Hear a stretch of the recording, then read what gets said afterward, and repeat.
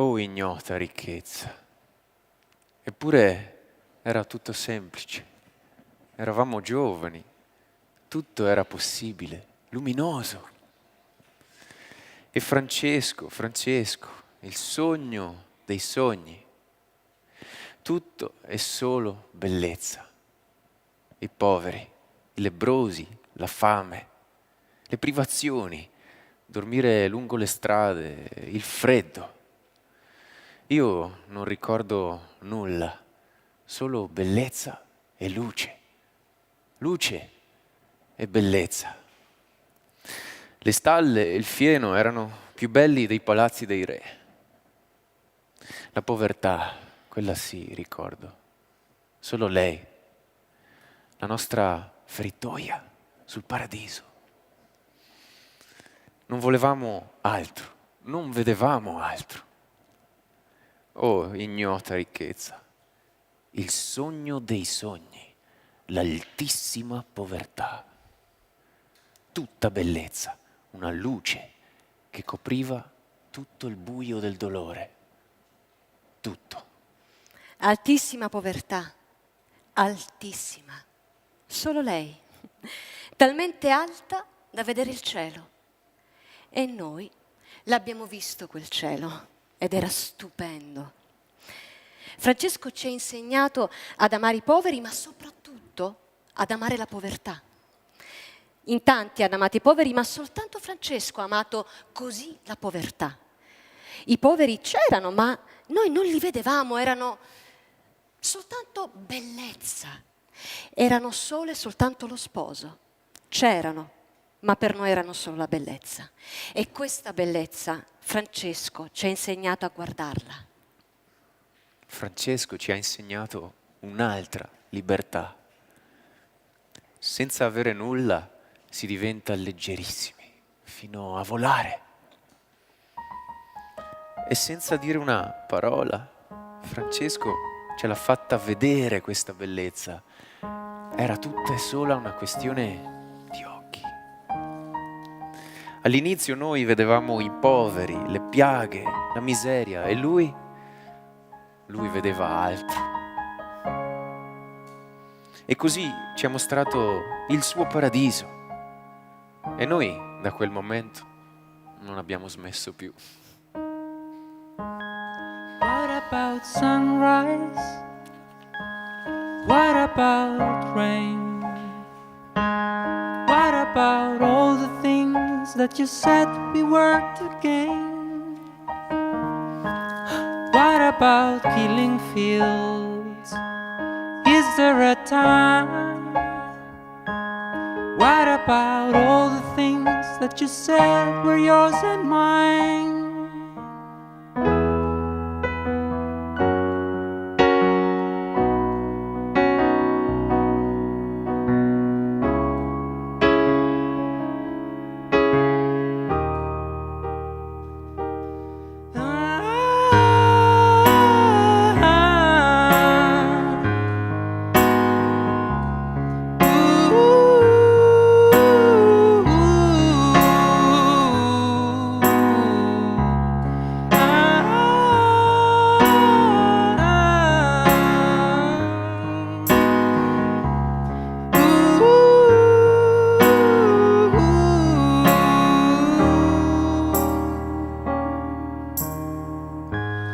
What have we done to the world?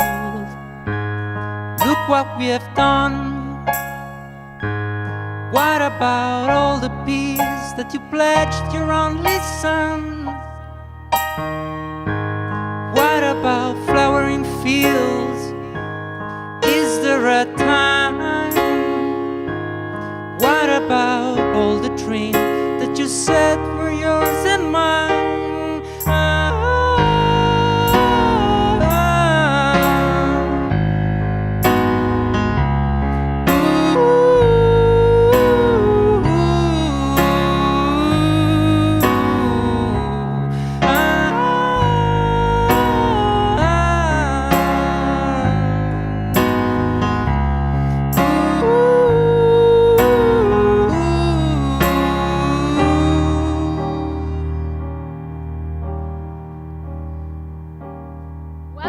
Assisi. This is Economy of Francesco. Bienvenidos todos. Salam! Hola. Hi!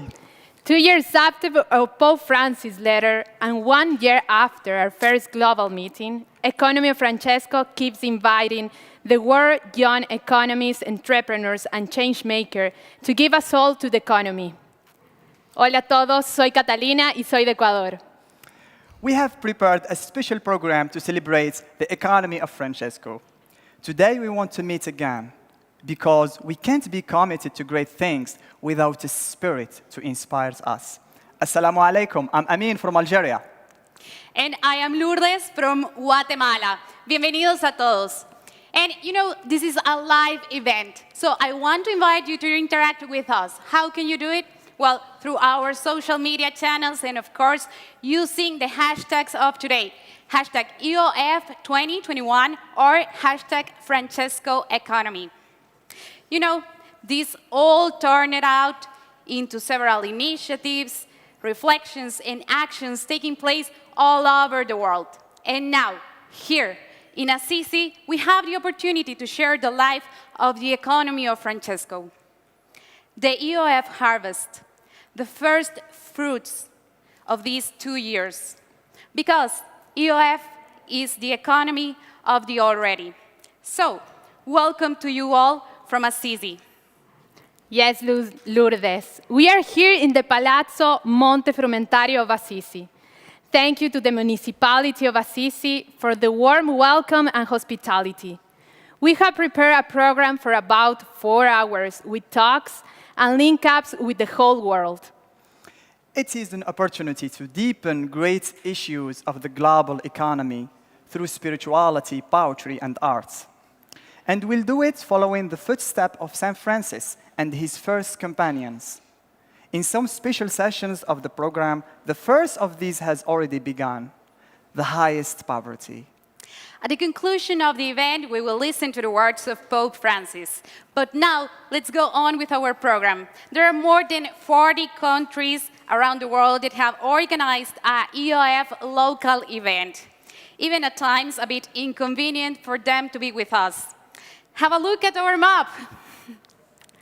So, a special greeting and thank you to all of you, from Montreal to Shanghai, and special greetings also to the Focolare movement, which is now in Rome, but also thank you to many other cities that have organized events, like Madrid, Buenos Aires, Bogotá. Muchos saludos a todos. And now, let's immediately go to the UK, where we have now a connection with Si-Chun Lam. He is in London. We wanted to make also a connection with Carolina, who is in Concepción, Chile, but at the end we couldn't. However, muchos saludos a todos en Chile. And now, let's start with you, Si-Chun Lam. How are you? Hello Assisi. We are London. So we're really pleased to be part of the Economy of Francesco global event, and we're gathered here in the crypt. We are gathered here in the crypt below St. Mary's Moorfield Church, an oasis of calm and tranquility in the middle of the city of London. We are 10 minutes walk from the Bank of England, which is one of the world's oldest banks. And we're 15 minutes walk from the London Stock Exchange, which is one of the world's oldest stock exchanges. So you can say we are truly building a new soul for the global economy, right in the center, right in the heart of global finance. And then although we are UK, we have got at least 15 countries from 4 continents reflected in our group over here. And this morning, we worked with Dr. Roberto Pasqualino of the Global Sustainability Institute, bringing together the work of the 12 villages. And we're just really pleased to be with you here in the CC and around the world. Thank you so much. Thank you, and a lot of greetings to you, all of you in London. Thank you very much. The economy of Francesco has also inspired young artists in a recent month, like Ingrid Basaldua from Mexico. She will make for us a special piece of art during this afternoon. We will discover what it is about later on. As you know, the organization of the economy of Francesco was entrusted to an organizing committee composed of the Diocese of Assisi, the Seraphic Institute, the Economy of Communion, and the Dicastery for Promotion of Integral Human Development. Now, let's welcome the president of the committee, the Bishop of Assisi, Domenico Sorrentino, Francesca Di Maola, Sister Alessandra Smerilli, and Luca Crivelli. Please, welcome. Welcome to Economy of Francesco. Welcome. Welcome. Thank you. A special thanks to you for the following the work of these months and the preparation of this event. We are so grateful you joined us today. Please, right now, Bishop Sorrentino, the floor is yours. Hello, everyone. Welcome, albeit virtually, to Assisi in the second World Celebration of the Economy of Francesco. Welcome in the name of the Lord. I greet you with the words of Francis of Assisi. May the Lord give you peace. What we are doing at the invitation of the Holy Father and with the inspiration of the Saint of Assisi has not only a sociological, economic, and political dimension, but also a transcendent dimension. A new economy, more worthy of our humanity, will never be born if man does not conform to God's plan. This was understood by St. Francis and well represented by Giotto when the young merchant, renouncing earthly goods, raised his arms to heaven. His words were, "No longer Father Pietro di Bernardone, but our Father who art in heaven." It was the renunciation of the idol of money. Indeed, it was not simply a renunciation, but rather an annunciation. It was the manifesto of a new economy. The choice of poverty was a condition and expression of love. It was not by chance that Francis interpreted his relationship with poverty in terms of marriage. He married poverty. Of course, not poverty understood as misery, the sad condition to which too many people still in our developed world are forced to live because of the indifference, exploitation, and selfishness of others. But the evangelical beatitude of poverty, in the footsteps of Jesus, blessed are the poor, for the kingdom of God is theirs. By choosing God as his only love, he also made his own the logic of God, that is the logic of fraternity. The two encyclicals of Pope Francis, Laudato Si and Fratelli Tutti, highlight and underline this dimension. We live the Second World Meeting in a world that remains tried by the pandemic. Beyond the health aspect, the pandemic has revealed the fundamental problems of the current economy: inequality. Let us look only at the difference of the possibility of vaccination from country to country, which harms so many poor people. We must rediscover the category of fraternity as the most decisive category of our culture, important also for the economy that cannot be a real economy of Francesco if it is not an economy of fraternity. May the Spirit of God enlighten us so that we can see and choose together the way towards a better world. I wish everyone good work. Thank you very much, dear Thank you. Bishop Sorrentino. And now let's give the floor to the president of the Seraphic Institute, Francesca Di Maolo. Please, the floor is yours. Hello, everyone.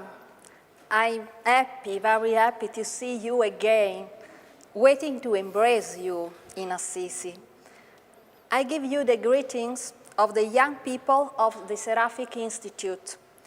We are celebrating our anniversary, 150 years, full of concrete love for children and young people with severe disabilities in the name of St. Francis. We need to be listened to. We need to show you our wounds. I'm not thinking about the wounds of the body, but the wounds caused by society and an economy that exclude the most fragile. Taking care of fragile people also means recognizing their dignity and working so that no one is excluded. In our important anniversary, we have a topic that is close to our hearts and that we want to share with you: accessibility to care for everyone throughout the world. Health services are not accessible to everyone, especially for people with severe disabilities. There will be no development without taking care of everyone's health. We often use the word health: animal health, environmental health, democratic health, human health, but everything is connected, and we have only one health, an integral health. Remember that health of each of us depends on many factors: climate change, land use, biodiversity loss, social inequalities, conflicts, unemployment, animal health. If there is no health for everyone, there is no health for anyone. You are young and animated, so with so much hope. Young people's hope is not a simple desire, but it's the courage, it is the strength to know how to go further. It is the vision of how to heal a sick economy and a sick world. The hope of young people is the same as that of St. Francis of Assisi. When he heard, "Francis, go and repair my house, which you can see is ruins." Dear young people, go and repair our house, which you can see is in ruins. We believe in you. The Seraphic Institute trusts your work. Thank you. Thank you so much, dear Francesca. And now, Sister Alessandra Smerilli, Interim Secretary of the Dicastery for Promoting Integral Human Development. Please, the floor is yours, Sister Alessandra. Thank you. Hello, I'm very happy to be here again. But this time I'm representing the Dicastery for the Promotion of Integral Human Development. But first of all, I'm here to send to you the warmest greetings from Pope Francis. He is very happy with you. He is constantly informed about what you are doing, where you are, and he knows that you are already changing the world. And so I think you are Pope Francis' dream, which is becoming true. And so he is very happy, as I said. He is grateful, and believe me, he is proud of you. Thank you. Thank you very much, Sister Alessandra. Luca, we will talk with you later, but can you give some words, please? Yes, what I want to say is a very warm welcome on behalf of the entrepreneurs and of the entire community of the economy of communion all over the world. And see you later. Thank you very much. Thank you, everyone. And now we thank you also, Niado. Enrique and Charlotte, they are here today with us. We are going to better know them and their amazing music over this afternoon. So let's enjoy, let's enjoy. Thank you, Bishop. Passage on this earth, passage on this earth, leaving something fine for the harvest, the harvest, the harvest.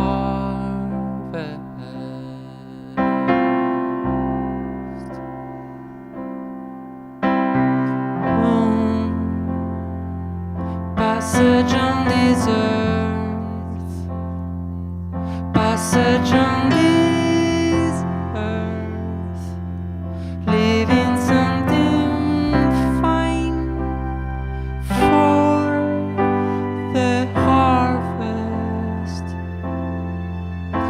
the harvest, the harvest.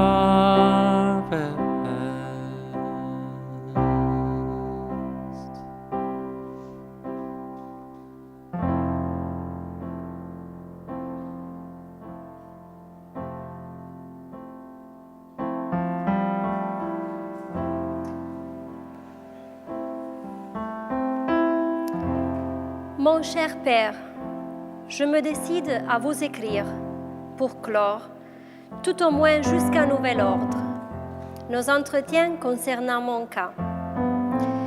Quant à l'esprit des pauvretés, je ne me rappelle pas de moment où il n'ait pas été en moi, dans la mesure, malheureusement faible, où cela était compatible avec mon imperfection. Je me suis éprise de Saint François dès que j'ai eu connaissance de lui. J'ai toujours cru et espéré que le sort me pousserait un jour par contrainte dans cet état de vagabondage et de mendicité où il est entré librement. En 1937, j'ai passé assise 2 jours merveilleux. Là, étant seule dans la petite chapelle romane du XIIe siècle de Santa Maria degli Angeli, incomparable merveille de pureté, où Saint François a prié bien souvent, quelque chose de plus fort que moi m'a obligée, pour la première fois de ma vie, à me mettre à genoux.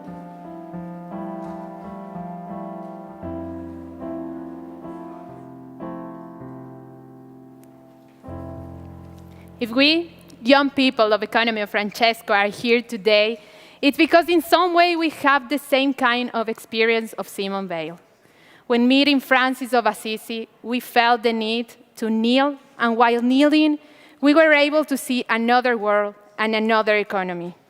Because the world changes when we look at ill what on our knees next to the list of the earth.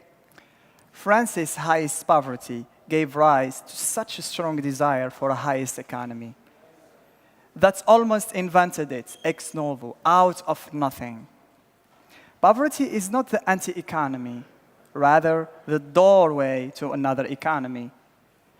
The poverty of St. Francis, his madness and absolute love for poverty, still inspires, appeals, and calls to challenges.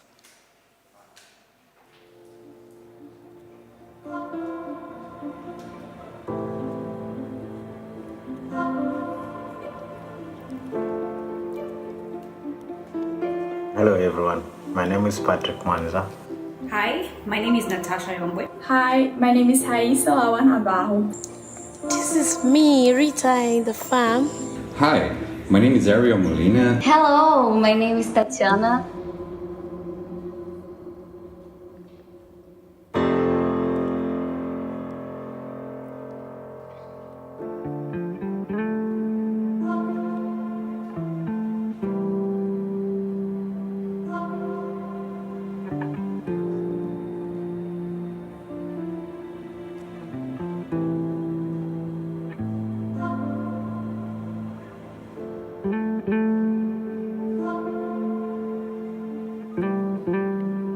Abbiamo chiamato il progetto Computers in ogni scuola dello Zambia, è un obiettivo ambizioso ovviamente, ma ci fa capire dove vorremmo arrivare. I've put to work my experience as an economist, and in particular, I'm helping with fundraising of Packard School project.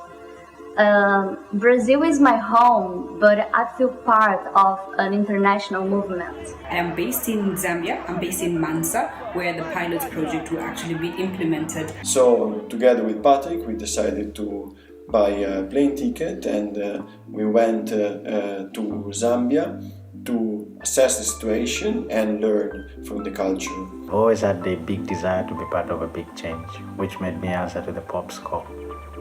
And which, after months of working together with other young people in the economy of Francesco, I met up Luca Campanelli, of whom I shared with the idea of creating a school especially to help those people living in underprivileged economies.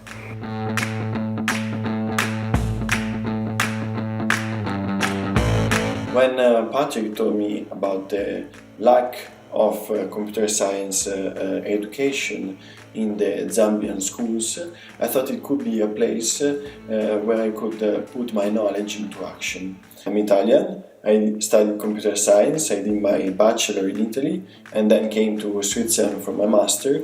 So when Patrick came to me to tell about the project, I was pretty sure that I have to participate, and I'm very proud to be in such a noble case. Now, I'm the youngest member of the Packard School team. Together with the team, we envisioned to give students online computer science courses. The last 8 to 10 months we've been working to realize this project, and finally we can see something happening. Well, I would like to share my dream. After the Economy of Francesco event, we started up a project in the name of Farm of Francesco to begin demonstration farms in different parts of the country, and then begin the principles and sharing the knowledge with the people around the world. My dream is to feed hungry, to protect the forests, and to assure a good income to family farmers and peasant farmers elsewhere. We are piloting demo farm that could serve as means of spreading regenerative practices across Nigeria, targeting the women and the youth, so that we can begin to improve our livelihood, where we can begin to talk about the actions that are safe for the ecosystem, the quality of food, safe environment, then conserved environment and preserved biodiversity. Sometimes it seems the world is really upside down, but life in nature and in community gives me strength to keep going. The policies and agricultural practices and the monoculture crops here in Brazil are really oriented for the exploitation of the earth and the forests and the workers as well. I want to oppose to this system. I want to work to change this situation, and I believe in young people, and France's economy was really a prophetic call in this regard. Since we have been meeting with the Farm of Francis, I feel that I'm not alone in this journey, and I know that many people in different parts of the world are committed to this process, and together we are resilient and also stronger. I'm fighting every day against agribusiness and against the economy of scarcity among agroecological farmers, trying to build a better world for people and always caring for our Mother Earth. So we just had a look at the computers. It's really nice to see they're working, they have the capacity for what we need. So this is really encouraging. It's really nice to be here, see the computers, and imagine the students that are already playing around with them and learning. This is really encouraging.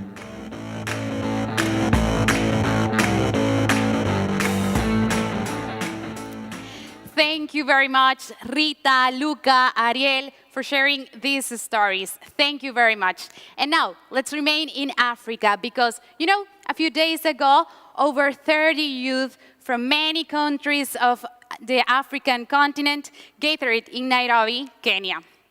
But before connecting with Warm them, greetings let's to all listen in to the the Academy words of Francesco. Sabine I'm Alcaire. Sabine Warm greetings to all in the Academy of Francesco. I'm Sabine Alcaire from the Oxford Poverty and Human Development Initiative in the University of Oxford. And it is important for you as economists to see the big picture, which is the role economics can take in promoting human flourishing in its most profound as well as its material dimensions. You know, in his 2009 presidential address to the European Economic Association, Nick Stern said, "If you look at the giants of our profession, many of them strode across it, and they were capable of talking and thinking about different parts of the economy in striking ways. But in recent times, economy and economists have contracted and specialized. So one hope is that you can be wider. Another is that you can be more practical. In the strange disappearance of welfare economics, Sir Tony Atkinson pointed out that often economists were not able to articulate how their policies would help people to flourish. But the need for a strong moral basis of the economy may be stronger after the pandemic and with the impending fiscal constraints that we are experiencing. And so my understanding is that the Economy of Francesco is taking forward the ideas of many, from those in the basis of economics, Amartya Sen, who argued that the objective of the economy should not be to maximize economic growth, but to maximize well-being, freedom, agency, people's ability to act as realized agents to flourish individually and in community. And so understanding how the very practical mathematical tools of our field can come together with these new and emerging fields of measurement of multidimensional well-being, multidimensional poverty, and do so in the wake of the pandemic when our ideas have been restructured, the importance of relationships, of mental health, of spirituality have come to the fore in a way that balances the material and other aspects of life.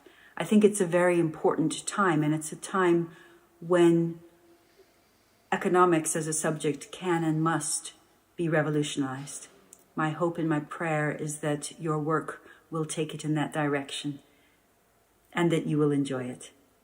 All joy for your own work. Thank you, Dr. Alcaire, for this inspirational message. In the meantime, No Lutando has joined us together with many other young people. So let's now connect with them. Hello. Hello. Earlier this week, 26 young people from across Africa gathered in Nairobi, Kenya, in the hope of truly understanding Pope Francis's invitation to give the economy a new soul. As we shared our stories, our desires, our experiences of God, we discovered that the diversity of our cultural and national backgrounds was a gift that empowered us to create a place of welcome and belonging. Where so many of the economic circumstances that control our lives have tempted us to despair, we found in our shared community an enduring cause for hope for a better future.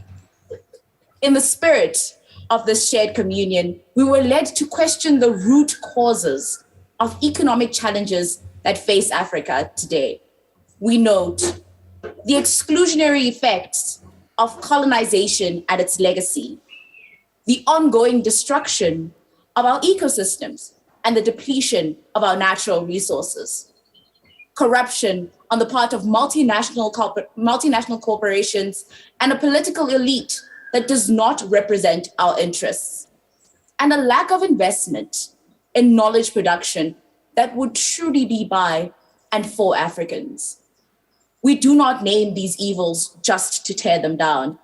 Rather, we bring them to the light in order to build a new economy that promotes integral human development and is worthy of the dignity we all share. We know what our challenges are, and we cannot face them alone. This is where you come in. Sisters, brothers, friends of the economy of Francesco. We ask for your solidarity as you listen to our invitation to stand together in support of a renewed economy that gives life, not death. Now, please, play our video message to the world.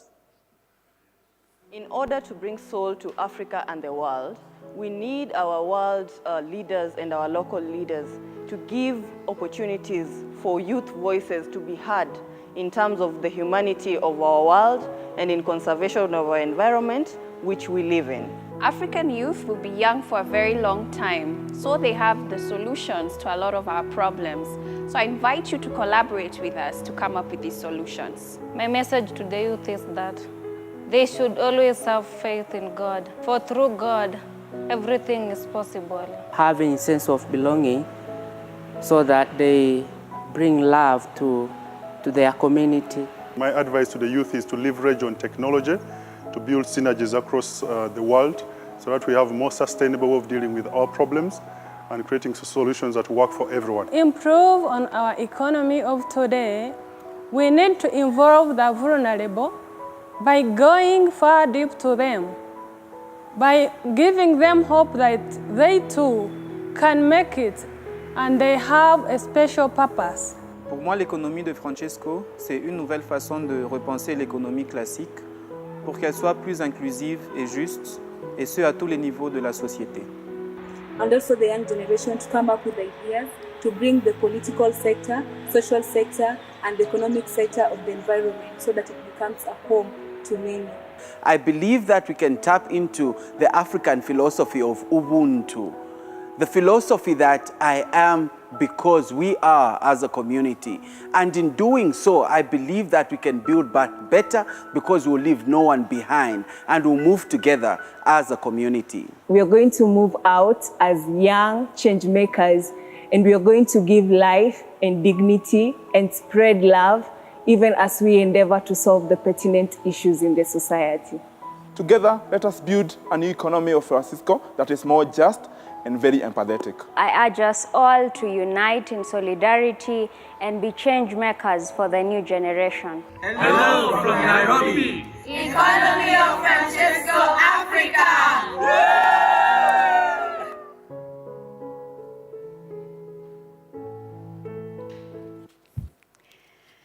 Thank you so much for this amazing video. Thank you and many greetings to you all in Nairobi. Greetings from Assisi.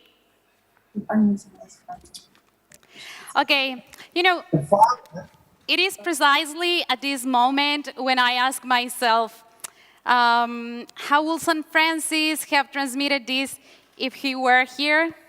Maybe with a tweet? I don't know. Let's try it. Il sogno dei sogni, l'altissima povertà, tutta bellezza, hashtag EOF 2021, and hashtag Francesco Economy. Let's tweet it. Remember, you can share these tweets and let's spread the message with the world.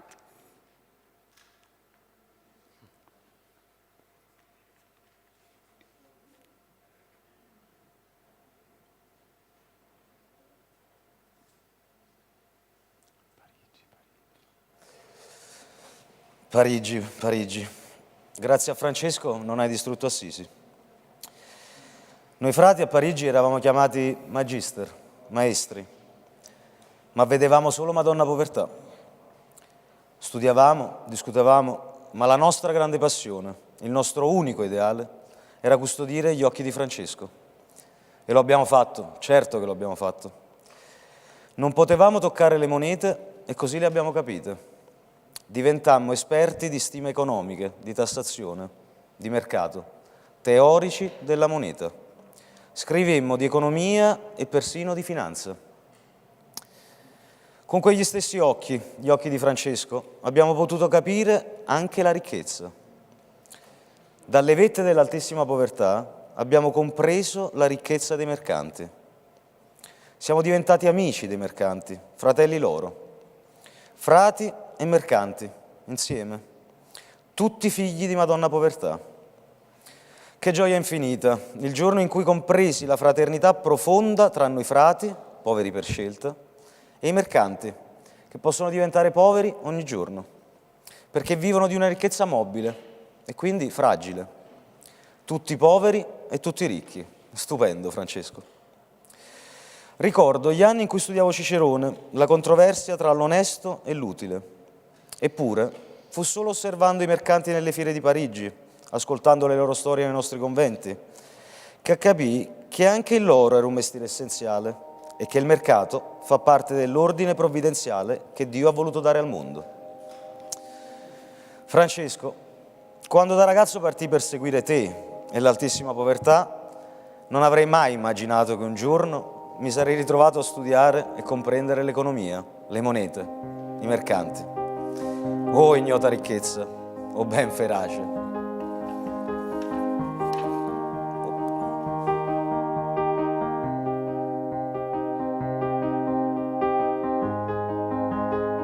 Ti sei un po' spaventato, proprio come pensavo.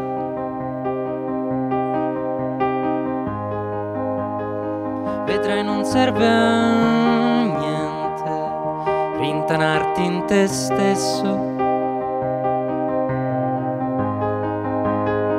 Siamo solo conchiglie sparse sulla sabbia. Niente potrà tornare a quando il mare era calmo.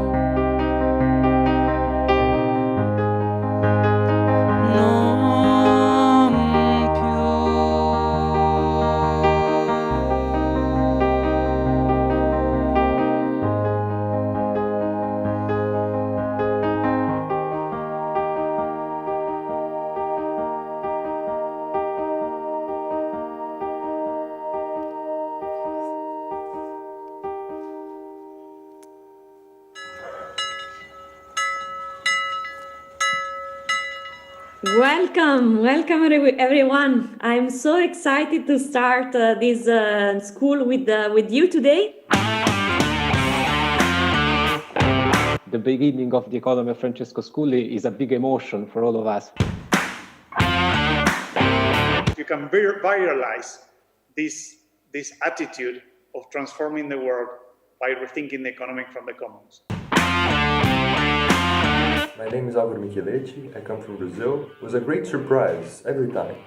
The lecturers had all such amazing backgrounds and amazing trajectories in work, but also worked from very different approaches and with very different concerns. And I found it very interesting to see how all of these issues and ways of thinking all were connected in this objective of looking into ways of constructing a more human economy. It is clear that the neoliberal experiment of the past 40 years, that experiment of 40 years has been a failure. It has led to lower growth and higher inequality. My name is Laura Sarah, and I am from Mauritius. Does purpose actually lead to profit? Or does it just mean that the company is distracted from the bottom line? People need to learn what can be learned from caring for the earth, just like they need to learn what you learn from caring for other human beings. And it was exactly what I was looking for when I first heard of the Economy of Francesco event. I wanted to be part of the UF movement with young economists and entrepreneurs, to learn and work together for a new economy based on common goods. Then to put the commons as the rule and the private goods as an exception. We need to figure out how to work as individuals everywhere and in institutions everywhere to care for the poor, to care for our planet. One particular issue that stood out for me during the whole school was a lecture about St. Francis' economic thinking. En fait, cette distinction entre pauvreté volontaire et pauvreté involontaire. What we have to understand is the link existed between the Franciscan doctrine and choice of absolute poverty, rooted in St. Francis' life and writings, and the Franciscan manifest attitude to produce analysis of market relations from 13th century onwards.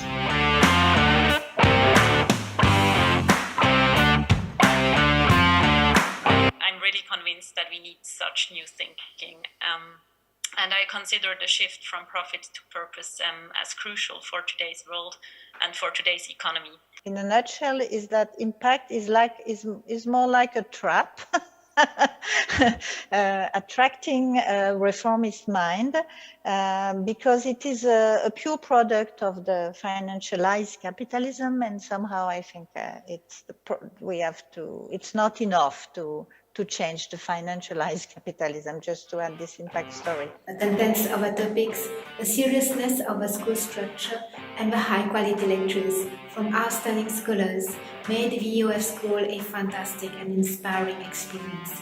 In the spirit of the economy of Francesco, to try to give a new soul to the global economy, but also trying to figure out how to give a new soul to work on poverty. Citizens are not that much aware of the importance of relational goods, neither of carrying the responsibility for others and for common goods, which is necessary for proper functioning of social finance and impact investing in the current system. What gives me a lot of optimism is that there are so many young people who've recognized that failure and are committed to having our society turn in a different direction. That economics should not be seen as being, it's a grammar of argument. It provides a grammar, it's a language.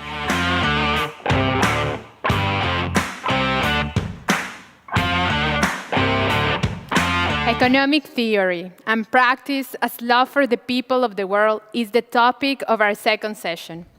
It represents the challenge that still calls the young economists and entrepreneurs of Francesco. EOF has focused its first school on common goods. We just saw some of the key moments we could share. 2021 has also seen the birth of the Economy of Francesco Academy, the international network of scholars with the aim of conducting and promoting scientific research on issues connected with the Economy of Francesco vision. The next session gathers a panel of 4 young economists of Economy of Francesco in dialogue with Jeffrey Sachs and Helen Alford. Welcome, Professor Jeffrey Sachs, and welcome, Paolo. Paolo, the floor is yours. Thank you, Catalina, and welcome everybody to the round table, the economics of Francesco between the already and the not yet.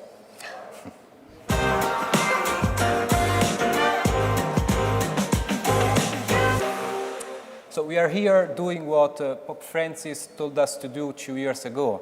So he told young economists, step up, be brave, be courageous, present your own research, your own ideas, and he asked also senior scholars to listen, to learn and to react to young economists' researches. And so today, as you see, we have 2 distinguished professors, and I would say also friend of the Economy of Francesco. Here on my right, he is Professor Jeffrey Sachs, University Professor at Columbia University. And I can see on my left Professor Helen Alford from Rome, connected from Rome.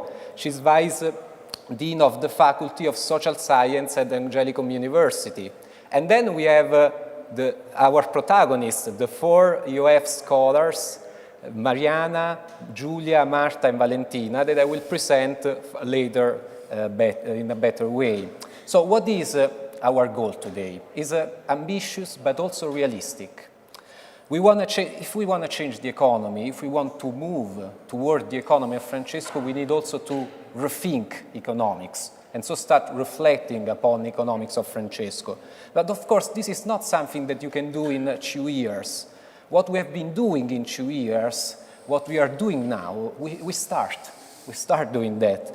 And for this reason, the title Between the Already and the Not Yet. Because what is the structure of today's talk? We will be listening 4 research projects.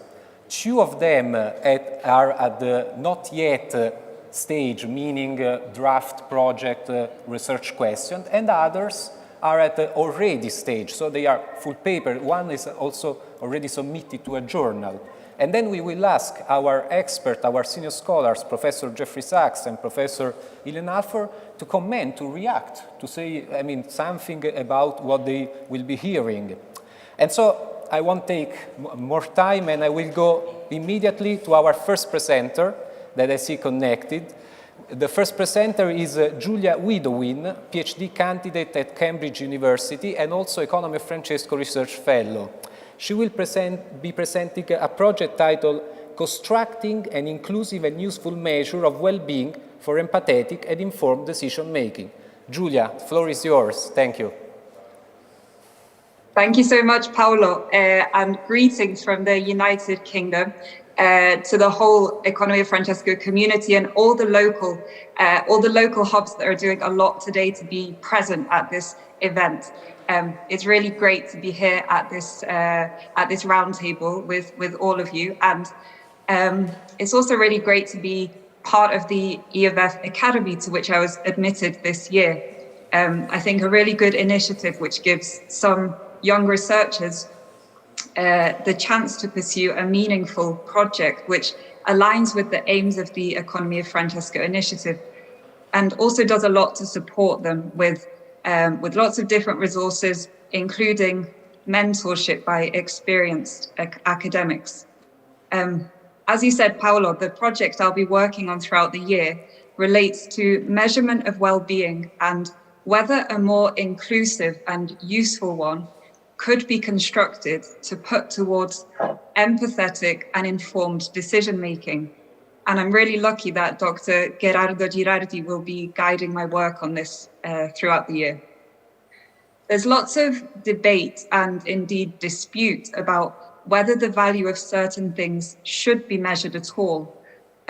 What should be valued and measured, and how should we do that? Different individuals and also communities and groups around the world can have quite different views on this, whether certain things should be sort of measured, their value should be measured. So on this basis, measurement also becomes a moral question, I think, and one that needs to be treated as such, with a clear delineation of the guiding philosophical framework that underpins any approach to measurement. I don't have the answer to everything, of course, and I don't have the answer to whether it's good for things like the value of nature to be attempted to be measured.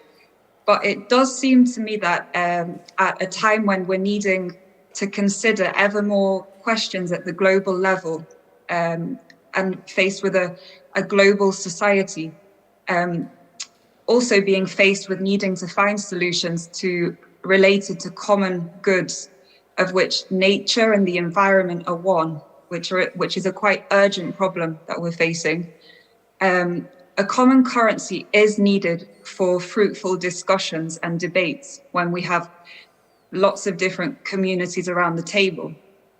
And for this reason, some measure of goods that are important to us, however tentative, might be useful.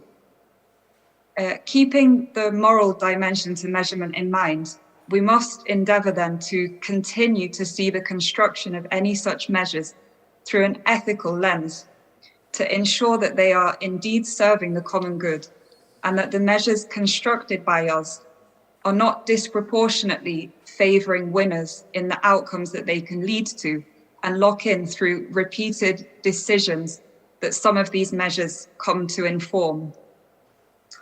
The question then becomes, what's the most appropriate measure of welfare? What to measure and how to do it? And in the face of many interconnected crises that are playing out, such as environmental degradation, the current pandemic, forced migration, loneliness, that all touch upon each other in different ways. What are the most responsible things to measure? And how should we do it? For example, can we do it inclusively or not? When we focus on measuring income or wealth, whether it be individual or aggregate, and use this as the main or or only metric or source of information about our well-being or the level of our human flourishing, in other words, we're leaving out a whole load of information about other dimensions and aspects that can contribute or are actually fundamental to our human flourishing. Wealth in material terms might be increasing, but our poverties in a number of different aspects might also be increasing at the same time, which could lead us to overall poorer levels of well-being or human flourishing. So we need to think about what it is that makes us wealthier in a way. And this is where the philosophical underpinning that we use to whatever approach we take becomes quite important, or very important. And the work that Dr. Sabina Alkaya has presented at various EFF events gives us an example of this kind of thought and approach to welfare measurement. And indeed, Professor Jeffrey Sachs has spoken about this too. So in the project that I hope to be undertaking this year, I hope to look specifically into individual welfare measurements. And I'm hoping that a personalist approach can shed some light on what would constitute a more benevolent and inclusive measure. Within a framework of solidarity economics, which I think aligns quite well with Economy of Francesco aims, the measurement of individual well-being should more responsibly reflect the value of goods, whether it be a material good, a natural good, a social good, to each individual, and should reflect each individual's real access to that good. Are they able to draw benefit from it? This would recognize that individuals have different needs and that the same good, the same natural, social, or material good, could actually give different value to different individuals at the same point in time, or indeed across generations. The different value can result from different levels of access to a good or personal characteristics to be able to draw from that good. And Amartya, the economist and philosopher Amartya Sen did a lot of work on this in his conceptualization of a capabilities approach. So I'll stop there. That's a brief summary of the research plan that I hope to carry out this year, together with my mentor, Gerardo Girardi. And thank you very much to all the EFF Academy organizers today, and to Professor Sister Helen Alford and Professor Jeffrey Sachs for being with us today. Thanks to you, Julia, really, for this presentation. And now we go really quick. I call on stage Mariana Maria Reis. She's a PhD candidate at Cambridge University. She's a PhD candidate at Unicamp University, and she will be presenting her research project titled Green Energy Finance, Fiscal Policies in the Energy Transition from an Agent-Based Model Analysis. So, Mariana, the floor is yours. Paolo. Thank you, Paolo, and thank you everybody for having me, especially Professor Sachs and Professor Ellen Alford. Well, the project I submitted to EOF Academy is part of a bigger project, but the contest is transiting from fossil fuel based to allow carbon economy. Everybody knows that this is very important. And we know that breaking this carbon locking situation requires a considerable amount of green energy investments. This is also very important to reach sustainable development goals as well. So this project is inspired by this framework. But this is part of a bigger project. Actually, it's part of my PhD thesis. So where first I did a complex network and topic modeling analysis of green finance literature trends. And I enjoyed this opportunity. I'd like to thank you very much, Professor Sachs, for your handbook of green finance that were very useful for me in this part.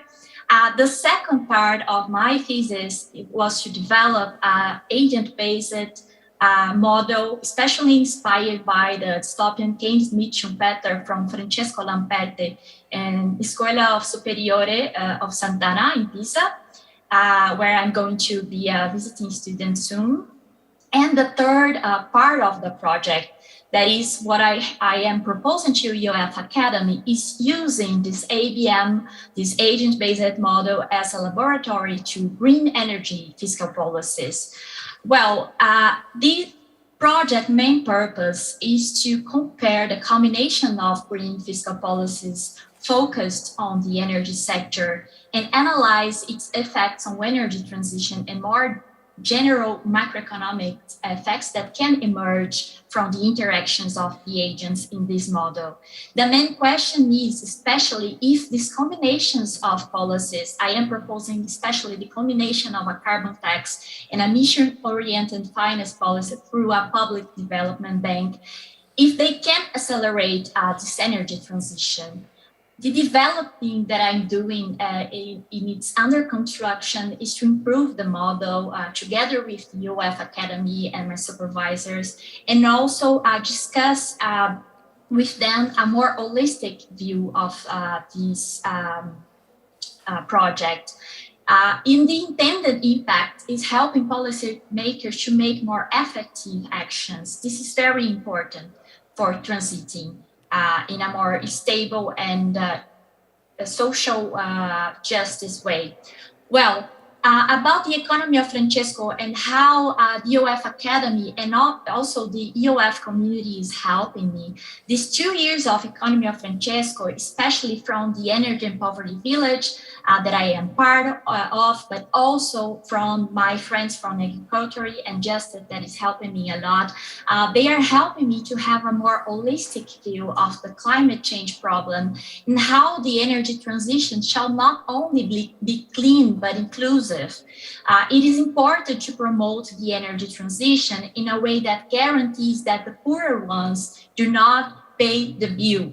Understand the combination of these policies that can improve the effectiveness of the transition, but also look into a smooth transition. It's very important in the way that we avoid huge financial destabilizations that could impact the most the poorer ones in the poorer countries.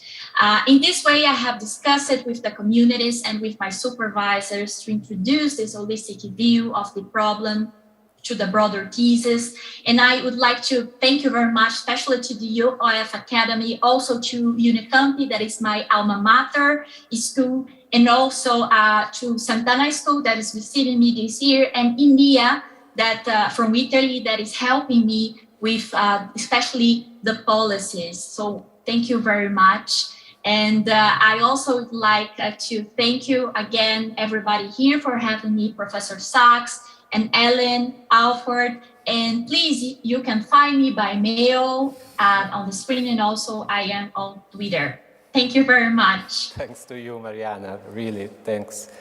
And so now I will ask to our guest, Professor Sachs. I mean, we heard 2 interesting projects, and I would say also interconnected one with the other. So any thoughts on what Mariana and Julia has just told us? Lots of thoughts. First, congratulations, wonderful projects, and both extremely important. We are in need of a transition, as Mariana talked about, an energy transition, a humanity transition, a fairness transition, a sustainability transition more generally. I like to use the term sustainable development as the overarching nature of that transition that we need from the kind of economy we have now, which is an economy of wealth on average, but with shocking disparities between the rich and the poor, with huge exclusions, without the solidarity that we need and crave, and without environmental sustainability. So we need a transformation or transition to shared prosperity, social inclusion, and environmental sustainability. And to achieve that, both Julia's project and Mariana's project are very, very important. We need metrics to help guide that transition. When I was a young student, one of the founders of the National Income Accounts, Simon Kuznets, was an emeritus professor at Harvard University where I was studying. He was a wonderful, wonderful man. He had invented the national income accounts in the 1920s and 1930s, and he said to me repeatedly, Jeff, these are not measures of well-being. They are measures of the size of the economy. Do not mistake gross domestic product for measures of well-being. This is what Julia's after, measures of well-being. Now, Adam Smith talked about the wealth of nations, and there was a relationship between wealth and well-being, especially when everyone was poor. But now the links are not so clear. Wealth can also be very destructive of societies and destructive of nature. So we need measures of well-being. And I would encourage Julia's terrific project. I would encourage a couple of things for her to look at this year, Julia. One is the direct measures of so-called subjective well-being. Professor Richard Layard, Lord Richard Layard at LSE, and I and Professor John Helliwell each year publish the World Happiness Report, where we use a psychological statistic called the Cantril Index, asking people, how is your life? How do you evaluate life? It's an extremely important and interesting question to ask all over the world because people give very, very insightful answers. We learn that a lot of people are suffering. We learn that wealth is not the same thing as well-being. Well-being comes from having material life that is sufficient for sure, but also social connections, honest government, a capacity to make choices, generosity in the society, physical health. All of these are important. So using people's own reports of subjective well-being can be extremely insightful. Then I would also be very keen to have you look at the Sustainable Development Goals themselves, because those are measures of the future we want, that all nations have agreed to. Hunger, poverty, exclusion from school, exclusion from healthcare, lack of access to digital connectivity, safe water, or electricity. These are indicators of real deprivation. If you analyze progress or lack of progress to the Sustainable Development Goals, I think you'll learn a lot about where thriving is taking place and where people are suffering, because we need everybody to be able to achieve those goals. Mariana's work is extremely important because we know that for planetary safety, for protecting the creation, as Pope Francis has told us in Laudato Si, we need a global plan that reflects our global interdependence to protect nature. And we know specifically we need that energy transition to zero carbon energy no later than 2050. So Mariana's agent-based models can help to understand what policies will get us to the 2050 need, our necessity of decarbonization in a fair and inclusive and reliable way. So I'm very excited to see the progress on both these very important research areas. And congratulations to Julia and Mariana for this very important work and for choosing such crucial topics.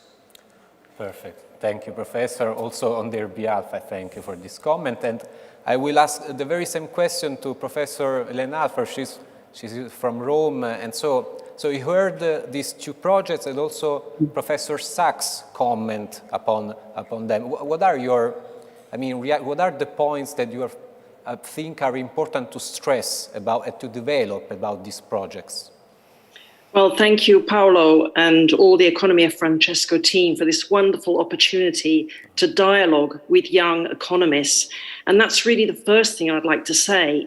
It's in the dialogue, the listening, the openness to the other, the exchange of gifts, as John Paul talked about it, that we can really start to move from the already of economic thinking now to the not yet of the economics of Francesco in the future.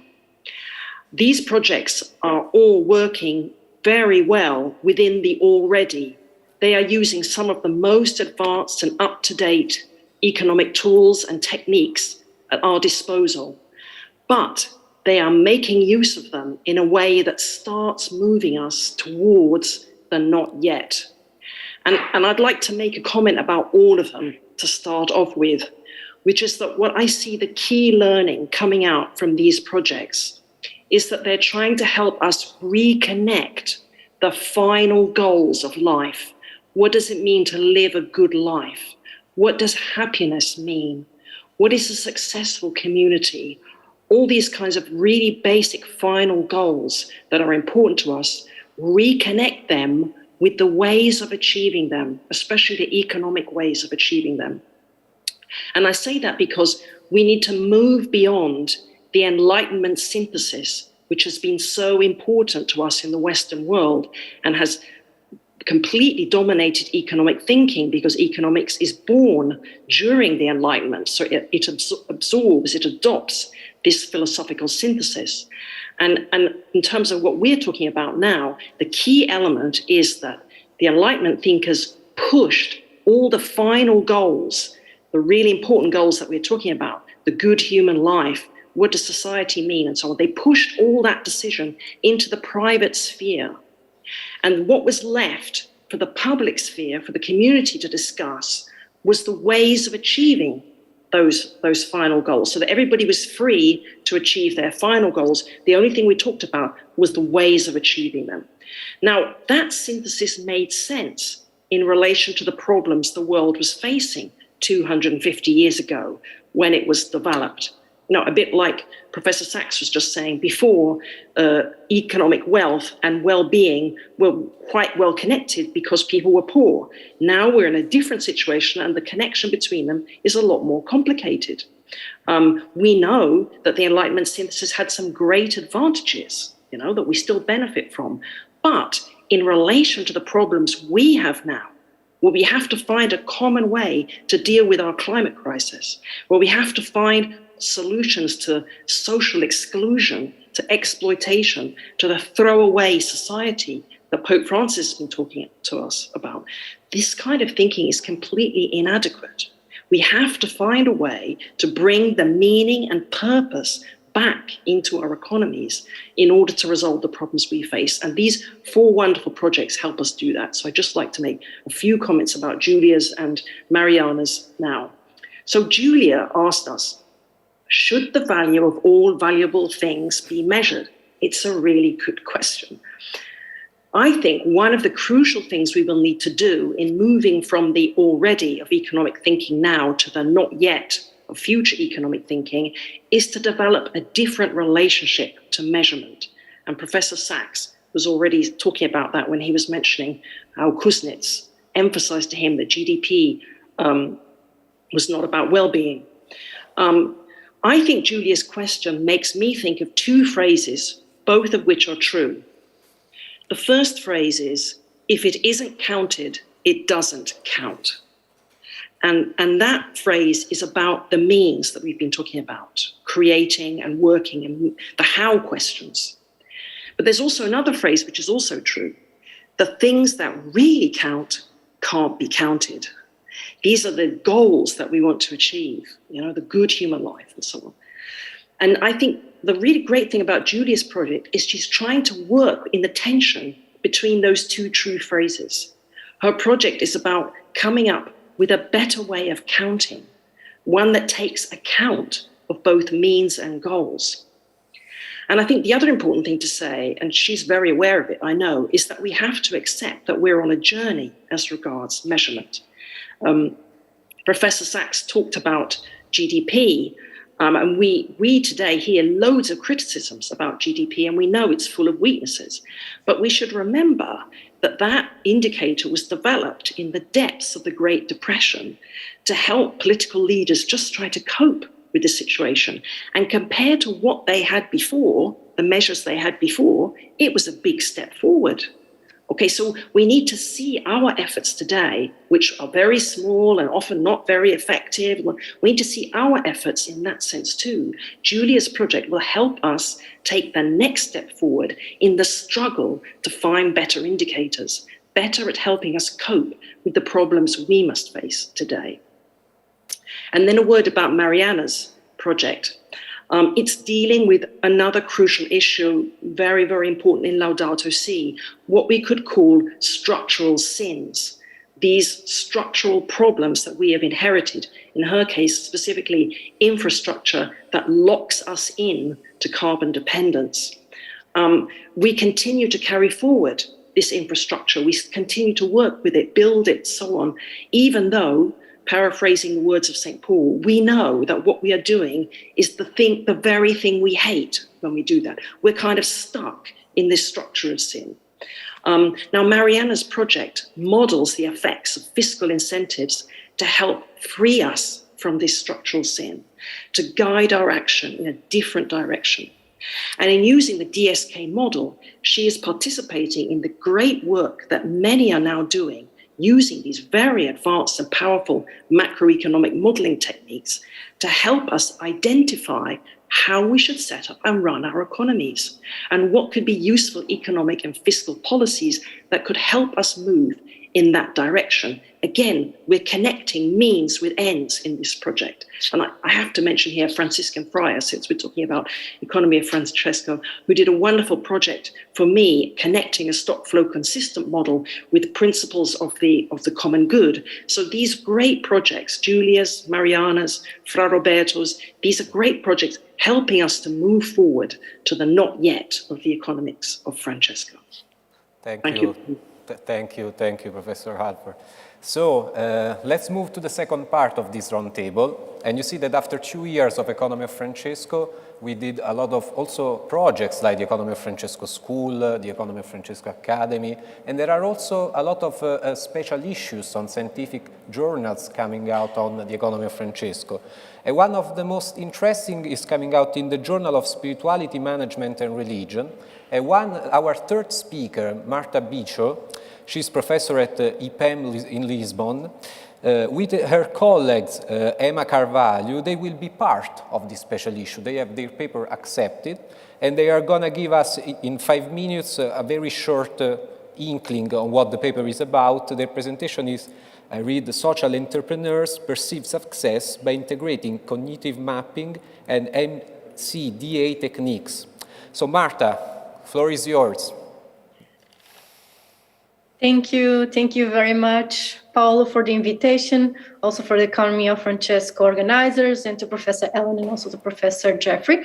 So my name is Marta Bicho, and I will present today the article Social Entrepreneurs Perceived Success by Integrated Cognitive Mapping and MCDA Techniques, which is co-authored with Emma Carvalho.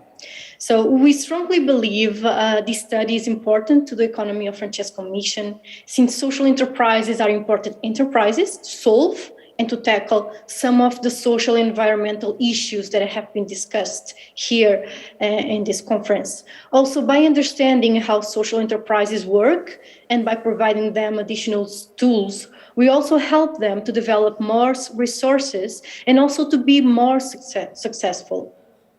So the aim of this study is to understand how the social entrepreneurs envision success. To do so, the goal is to develop a framework to assess success among social entrepreneurs.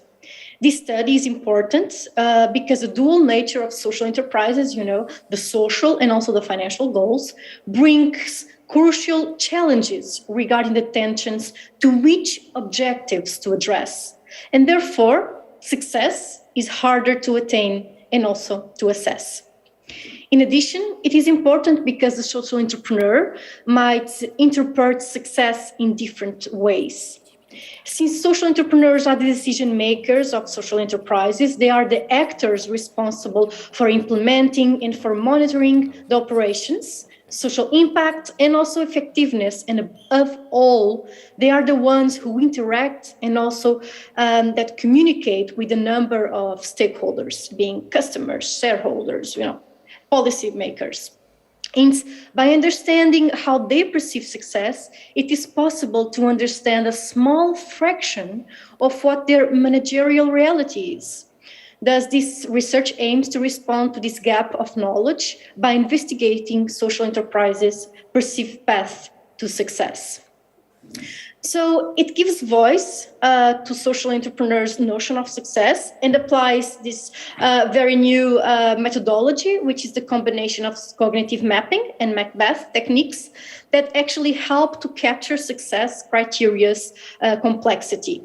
So cognitive mapping is a way of understanding a person's reasoning about a certain issue through mapping, and Macbeth is a technique which uses qualitative judgments to create a scale that end up with some numerical options. Why this approach is very interesting, it's because it's more humanistic and also constructivist, since it's a process-oriented and also based on the learning process of the social entrepreneurs. So we gathered with them and we asked them, what is success for you? So also in terms of methodology, so it's divided in 3 sessions. So we have 3 sessions with the social entrepreneurs, namely the structuring and the evaluation phase, which are developed with the social entrepreneurs. So, and the last phase is the recommendation phase, which is done by the researcher. But the bottom line is that everything was done with the social entrepreneurs. So in the first session, the social entrepreneurs were asked to build a cognitive map based on the question, based on your values and experience, what should be the goals and characteristics of what a successful social enterprise? So the social entrepreneurs discussed together what success meant for them. And for them, success means entrepreneurs' characteristics, validation, financial sustainability, business model, and social impact. And these were the 5 clusters that emerged from the study. Entrepreneurs' characteristics are the personal characteristics and personality of the person that started or run the organization. And social entrepreneurs believe that the entrepreneur have to have several essential characteristics in order to the organization to achieve success. In turn, validation is the experimentation of the product or of the service. So the actual interests and loyalty of the users and the effective results measurements. Financial sustainability is the financial part of the company, meaning profit, financial measurement, availability for the entrepreneur to live exclusively from the company's activity, and also external financial support. Marta, 1 minute left, so I mean, yeah. Okay. Go. Yeah. So then the business model, how the legal form of the organization and the social impact, of course, how the enterprise benefits the society.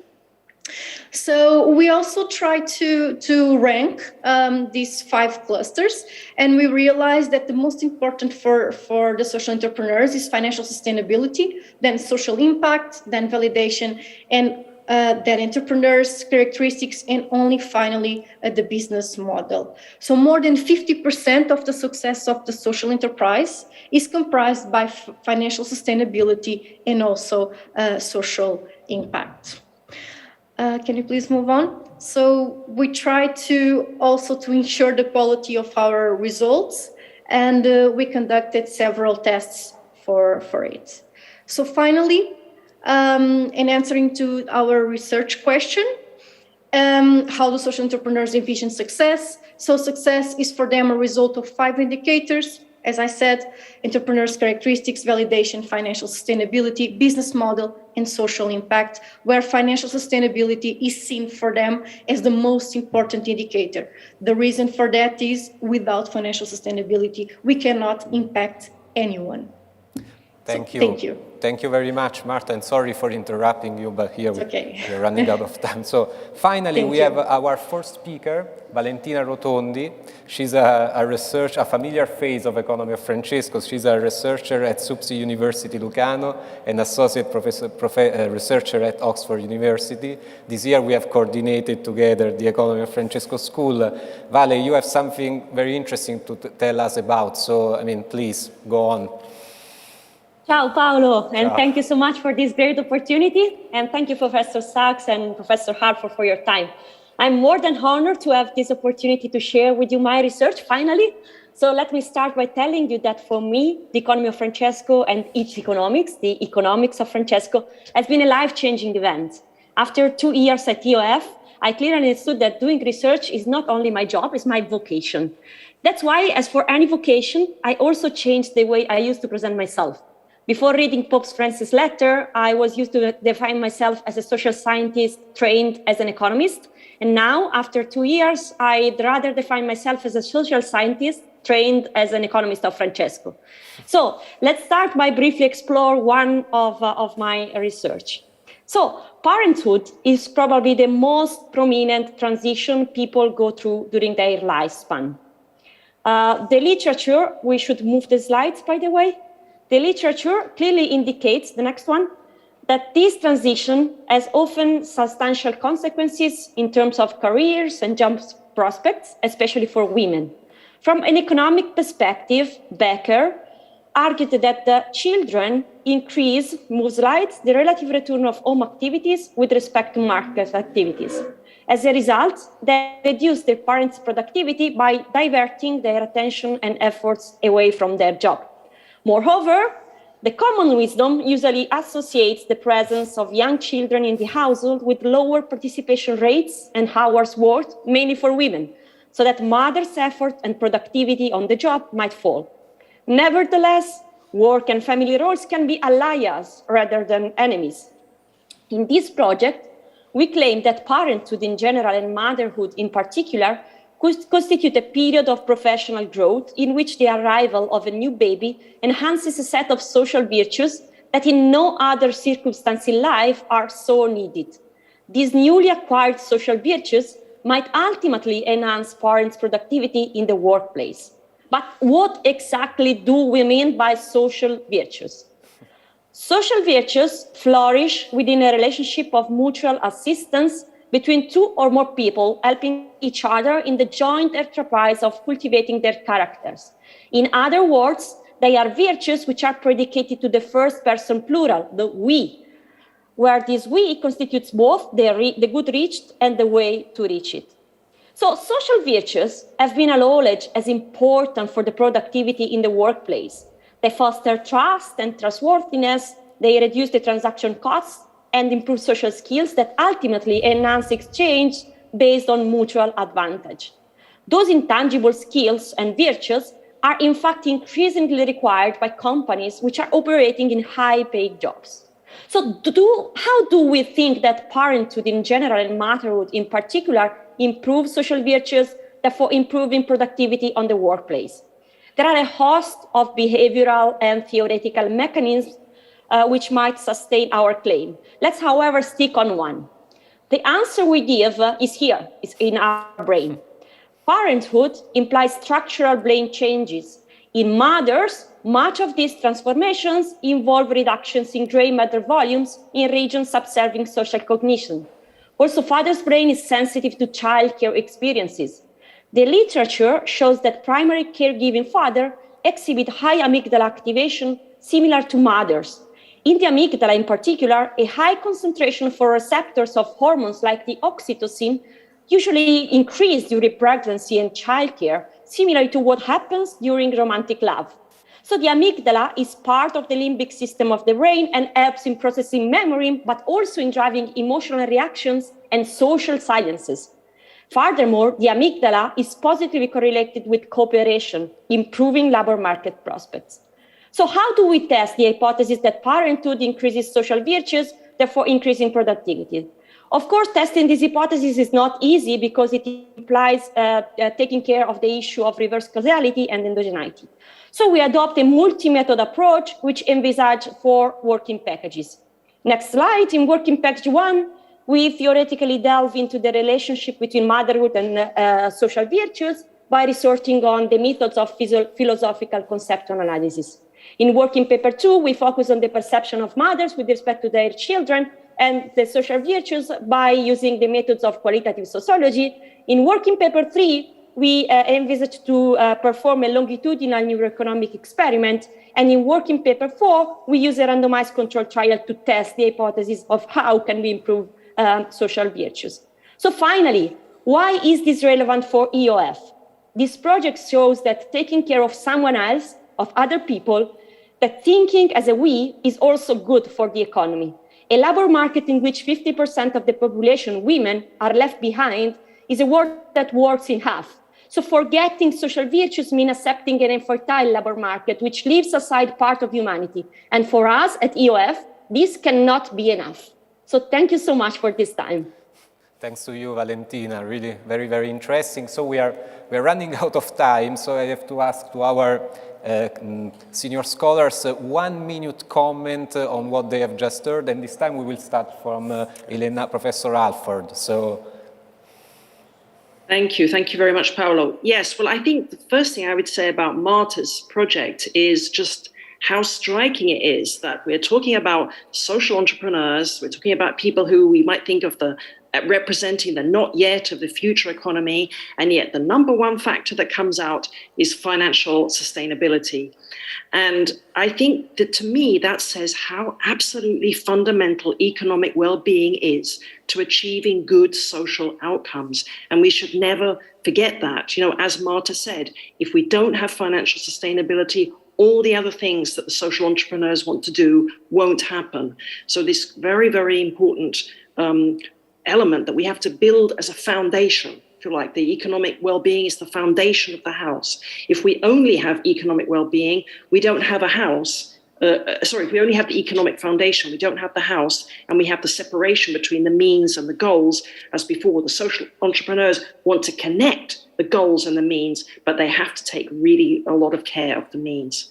And I think Valentina's beautiful project there's so much to say about it. I'm so glad to see economists revising Gary Becker's notorious approach to the family, for instance. And I think this renaissance of the idea of virtues in economics, in her paper, she talks about St. Thomas, and I'm so happy as the Dominican sister to see that, because he has so much to teach us about virtues today. 2 last points about it. She talks about human beings as embodied. And I think in a society where we're forever being told that AI is going to do more than we can and be better than us, it's really important to remember the factors of embodiment on us, which AI is never going to have. And secondly, in Europe now, we are facing a demographic crisis. And this kind of research, which shows that economic welfare and economic well-being can go forward with fertility and having children and taking care of, is crucial for the future of the good of this part of the world. Thank you very much. Thank you. And now, Professor Sachs, telegraphic 1 minute comment. Absolutely. I very much appreciate that both projects use the key words social entrepreneurs and social virtues. It takes us back 2,350 years ago to Aristotle, when he said that human beings are social animals and our good depends on society. With Marta's wonderful project, I'd ask her in the next step to advise the social entrepreneurs what should their goals be for the social impact that they're aiming for. And for Valentina's fantastic project, social virtues also remind us very much of this great Aristotelian and Thomistic framework that virtue is at the center of our economic and social life and decency. We cannot achieve the good life without cultivating the virtues. The idea that parenthood is a period of growing, not only nurturing the child, but nurturing the parents, is an extremely wonderful idea, an important one to develop to help us build the economy of Francesco. I couldn't agree more.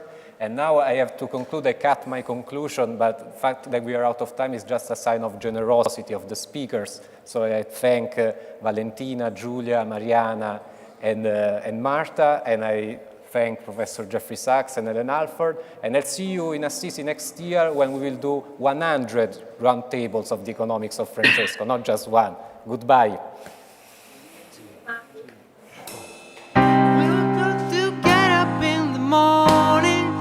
Smile on your face and show the world all the love in your heart.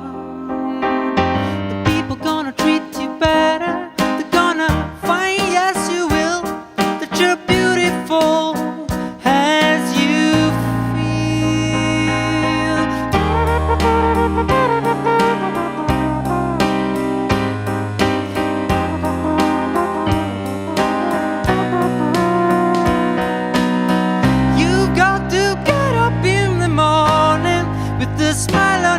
rise and show the world all the love in your heart. The people gonna treat you better. They're gonna find, yes you will, that you're beautiful. That you're beautiful. That you're beautiful as you are.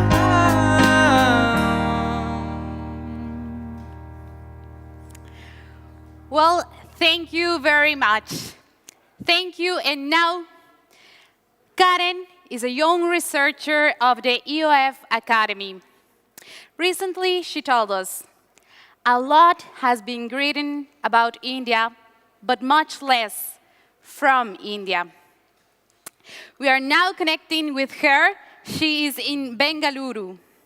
So let's see. Hi, Karen. How are you? Hello. Hello. I'm good. For this year's event, the UF Hub in your country prepared a meeting entitled Learnings from India, What We Know About Social Entrepreneurships. So Karen, why this topic? Well, it's when we conceptualized our India Hub, we were mindful of the incredible diversity our country has been blessed with, of language, religion, race, culture. And what perhaps is special about India is that we as a country, right from our inception as an independent nation, recognize the presence of injustice. And we set forth a constitution that is more than a legal document, a charter to correct economic and social injustice. So while we have challenges like poverty and inequality, the people of India have, for the most part, tried to correct this and strived for inclusive growth. But many of the learnings and insights that we have had on this journey remain within India. Now, Pope Francis referred to our local context as workshops of hope for creating new ways of understanding the economy and progress. And we wanted our India Hub to be this, a workshop of hope. So what the India Hub will be doing is this. We are inviting Indian academics who have actively participated in either Indian economic public policy or engaged with social entrepreneurships and so on. And these exchanges will help young Indians from the economy of Francesco, of course, but also other young scholars, young social entrepreneurs from across the globe to join us in these sessions. And the idea of the India Hub is to be in keeping with Pope Francis, who in his convening letter of the economy of Francesco, he visualized the process of global change that is occurring here to be one in which all men and women of goodwill, beyond differences of creed and nationality, can participate, inspired by an ideal of fraternity, attentive above all to the poor and excluded. So we've started small, but this is what we're planning to do. Thank you so much, Karen, and greetings from Assisi. Yeah. Do you want me to elaborate a little on the session that we already had? Economics in the Age of Commons was the theme of the first EOF summer school held in Gubbio a month ago. Let's see together some pictures and listen to the protagonists of that event.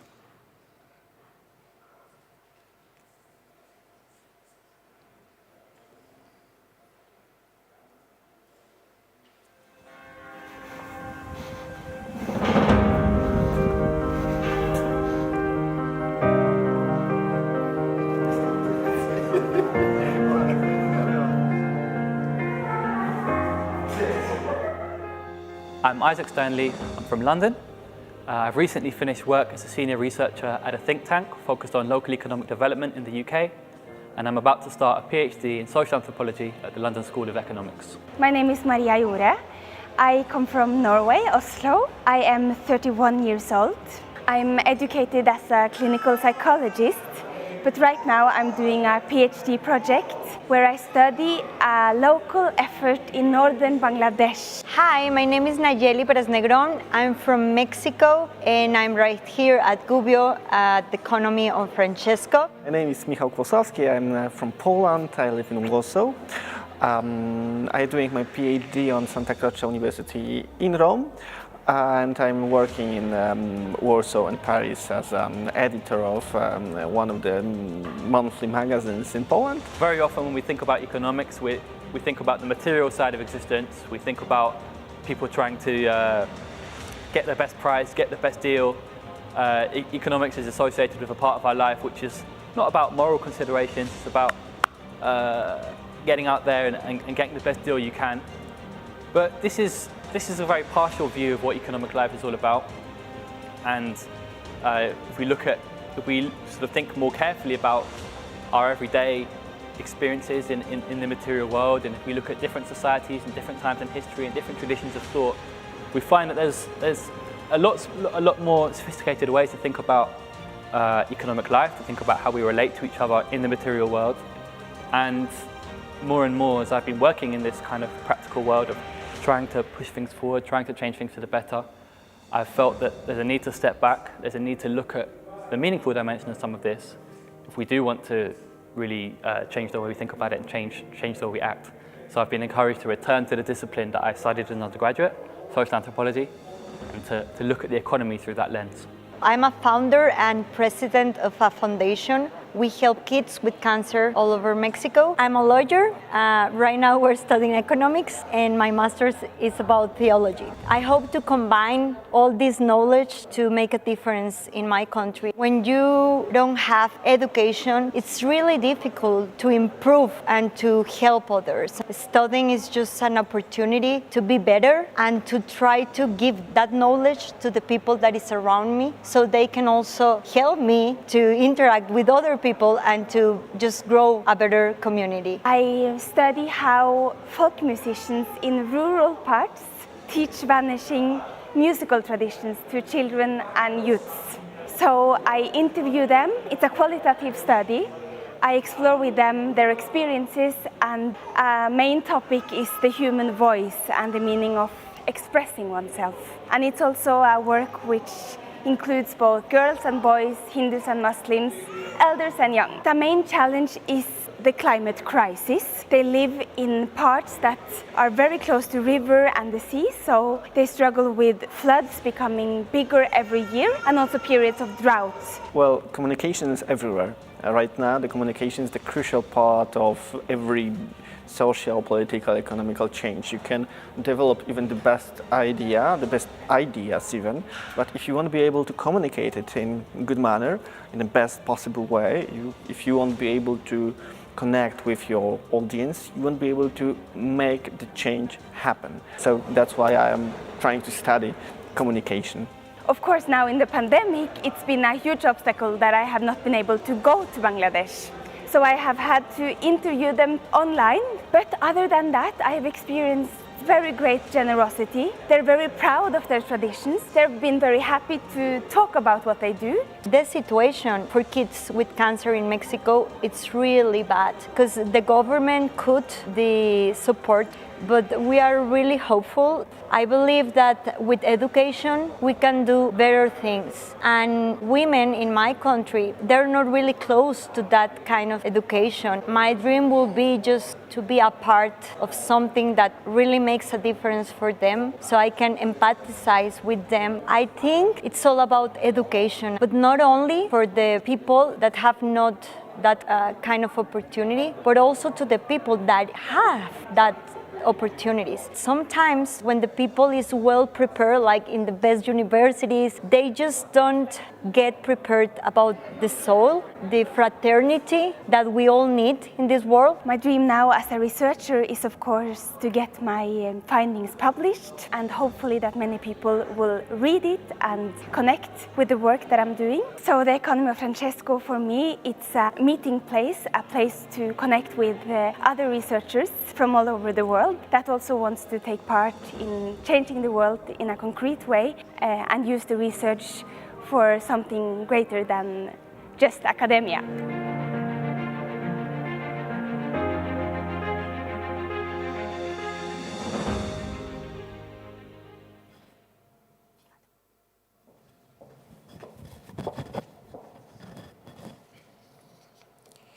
History is no fiction. Providence speaks to us also through concrete events. The spirit is blowing through a merchant contract and an artisan shop. In economics and in every complex sphere of life, both the economic activity that kills and the one that generates life are intertwined daily, at all times, everywhere. Only those who know how to enter the living marrow of this interweaving and do so out of love for their people can be at the service of the economy and of life. Because every time we demonize the economy, we leave it in the hand of demons. The economy of Francesco knew all this. The economy of Francesco knows this.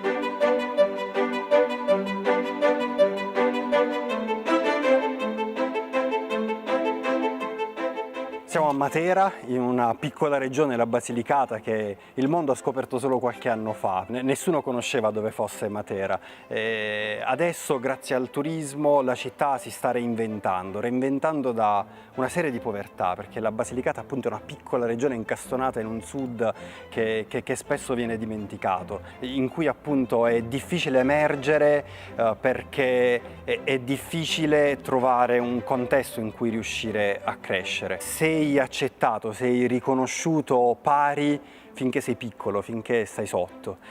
Quando inizi ad allungare lo sguardo sei pericoloso. La cooperativa del Sicomoro in questo prova ad essere un cuneo che disarciona questa visione. Nel piccolo, nelle nostre piccole cose, però ci crediamo davvero, partendo dai giovani che qui sono e che qui decidono di ritornare, perché anche grazie ad imprese come la nostra, sono tante piccole imprese che qui stanno cercando di creare questo terreno fertile.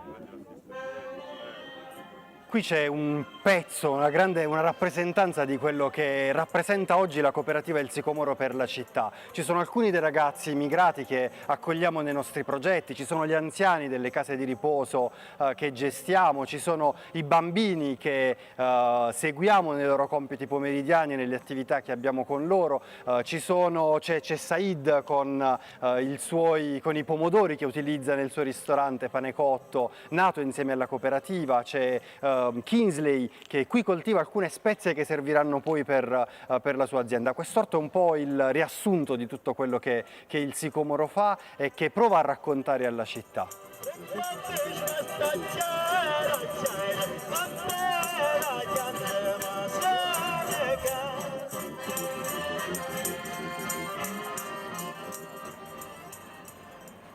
Qui siamo a Panecotto, è un ristorante etico e racconta un po' il nostro modo di fare sociale. Un ristorante che funziona e la gente qui entra non perché è sociale, ma perché è figo, ci lavora gente che sa lavorare bene. Tra loro c'è Said. Tra l'altro Said cresce e nasce proprio anche in questo locale, anzi questo locale nasce attorno a Said. Lui è arrivato in Italia a 13 anni, ci ha raccontato la sua voglia di cimentarsi con la cucina ed è uno dei motivi per cui la cooperativa ha deciso di vivere e far vivere questo locale. Ora Said qui ha iniziato a lavorare ed ora è il responsabile proprio di questo posto. Io sono egiziano, sono arrivato in Italia quando avevo 13 anni e mi sono trovato a Matera dove ho conosciuto questa cooperativa sociale. Lavoro ormai da 6 anni, adesso sono il responsabile completamente del locale e visto che abbiamo tantissimi prodotti locali a chilometro zero ci mancava la birra artigianale.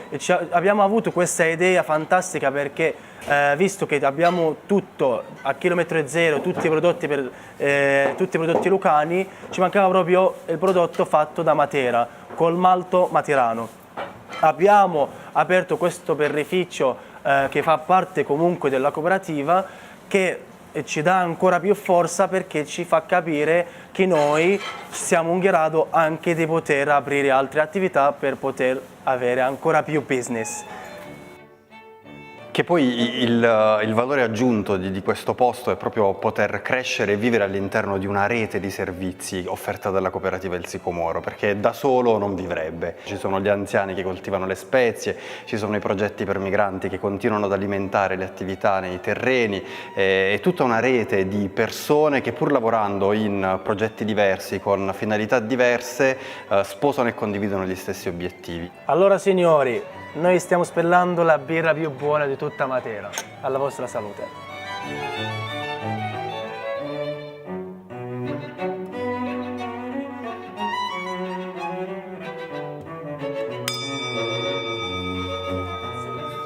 Va bene? Allora, iniziamo a camminare facendo le sogliole.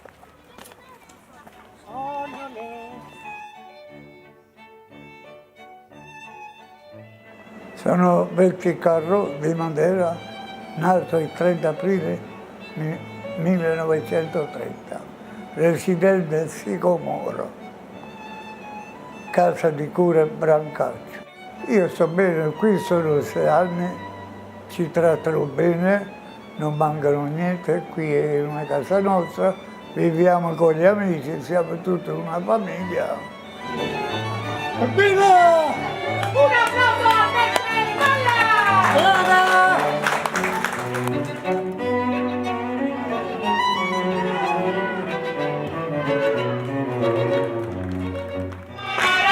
Ti è piaciuto?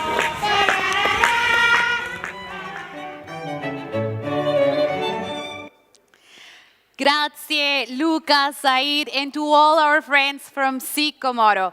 Thank you so much. And before connecting with our next EOF hub, let me just send some greetings to our friends of Brazil that are gathered in 3 EOF hubs, to our friends in Cartagena, Cuba, Mexico. Greetings to you all. And now, let's connect with the next EOF hub. We are now going to Portugal, and there is Manuel in Lisbon. So, hello, Manuel. Tudo bem? Olá. Sim, tudo bem.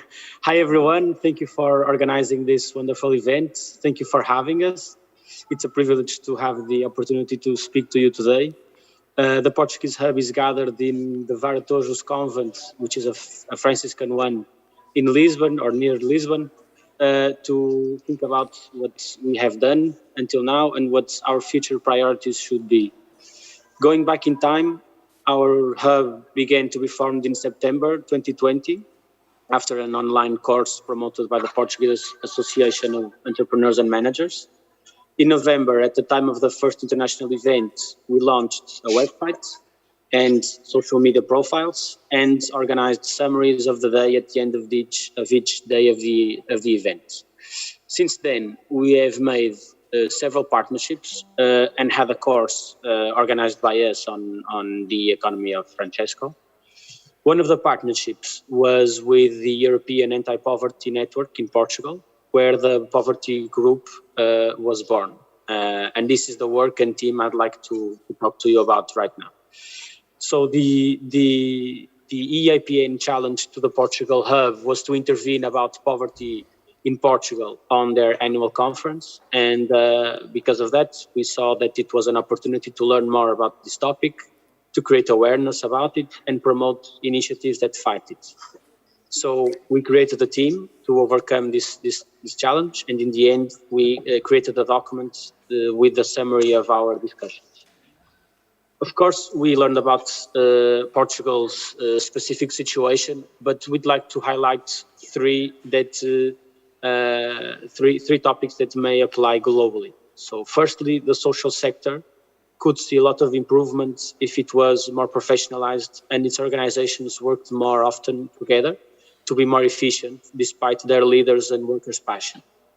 This also means that we need to value the social sector's jobs more and be more demanding in selecting the adequate profile for each role, so the best person for each role. Then we concluded on the importance of education to fight poverty. It is the best weapon that we have to fight poverty. And one idea that we have is the development of more practical or technical curricula complements the traditional one in university and high school, for instance, and it could motivate more people not to give up studying. Finally, it's vital to fight prejudice and indifference towards the poor globally. After this effort, we reflected on what should be our main goal going forward as a group that is part of the Economy of Francesco Portugal Hub, and concluded it is to involve as many people as possible on the path to fight poverty, build bridges, and close gaps. Nowadays, we are 12 people divided in 3 teams. A team that is focused on communication and awareness, other on organizing workshops with university students about solutions to fight poverty. And last but not least, another one dedicated to organize conferences and events like this one we are having today. So stay tuned for news about us and our activities soon. And if there are other countries and hubs thinking about poverty, please get in touch with us. Obrigada. And thank you to all of the EOF Hub of Portugal. And you know, they just mentioned a very clue word that made me just think about a new San Francisco tweet moment. It was poverty. So let me just write. There was a new face of Madonna, poverty to love. Blah, blah, blah. Tweet. And if you want to discover what it says, please visit our Twitter page. It's our current state of affairs, and it's us following the old same mistakes, and now in a current still there.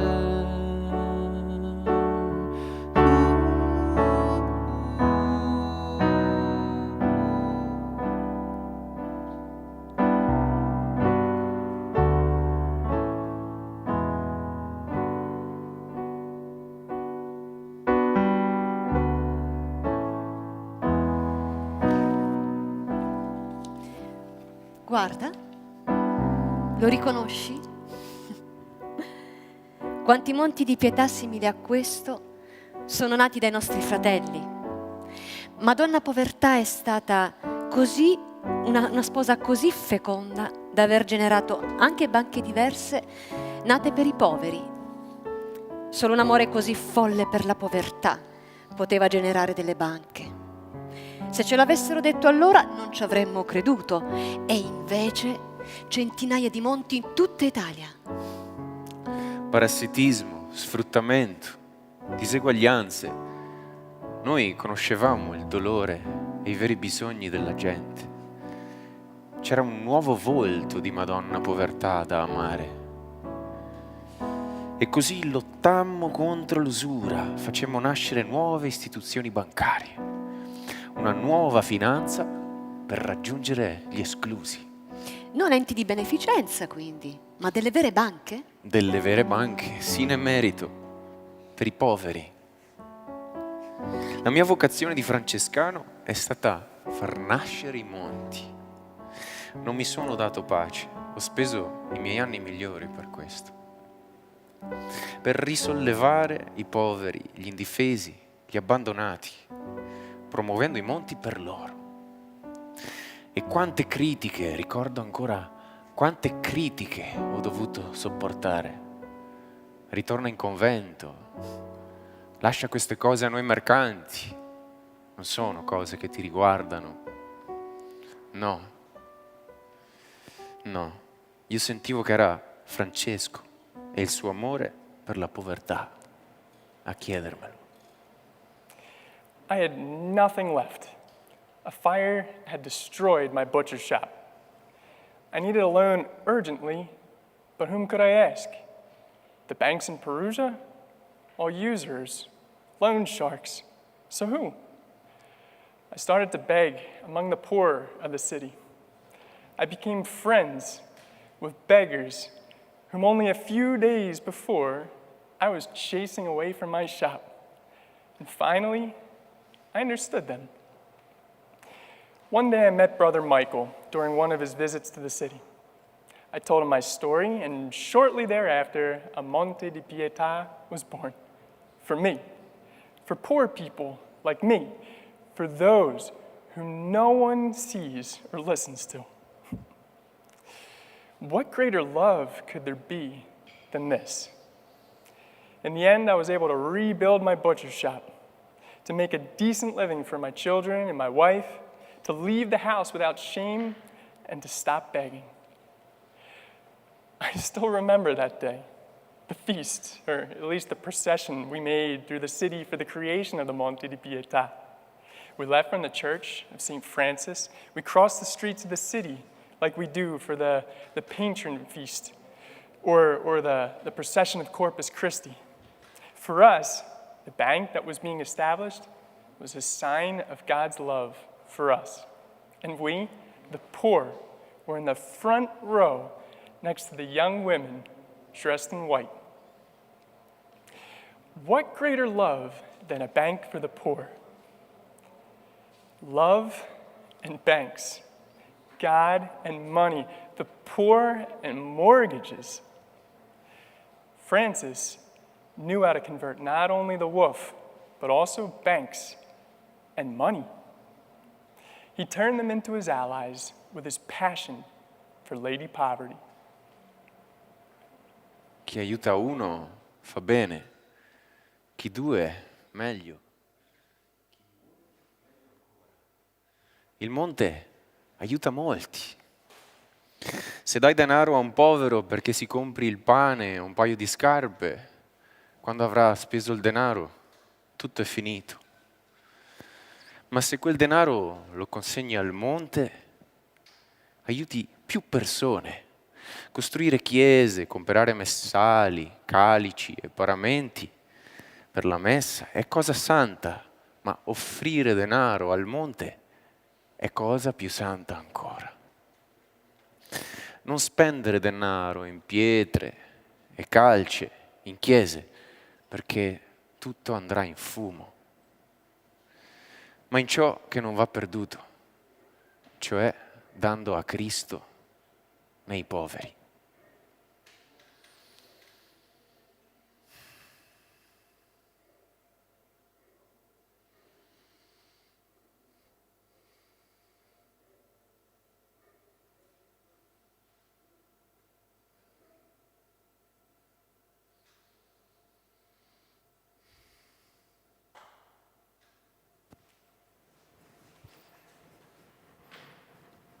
Therefore, the birth of the Monte di Pietà, this wonderful and meaningful Franciscan story, has something important to tell us today.